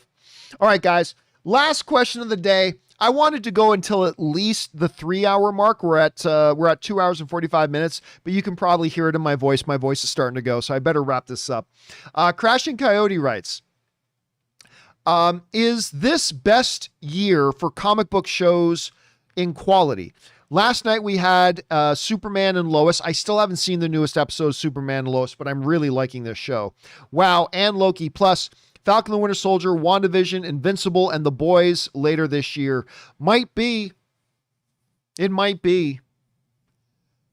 I mean, the only thing that's missing is Umbrella Academy.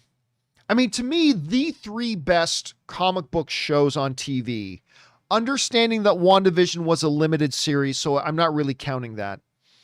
But I think the 3 best comic book series on TV are Doom Patrol, Umbrella Academy, and The Boys. I just think those are the 3 best, highest quality, best writing series that there are.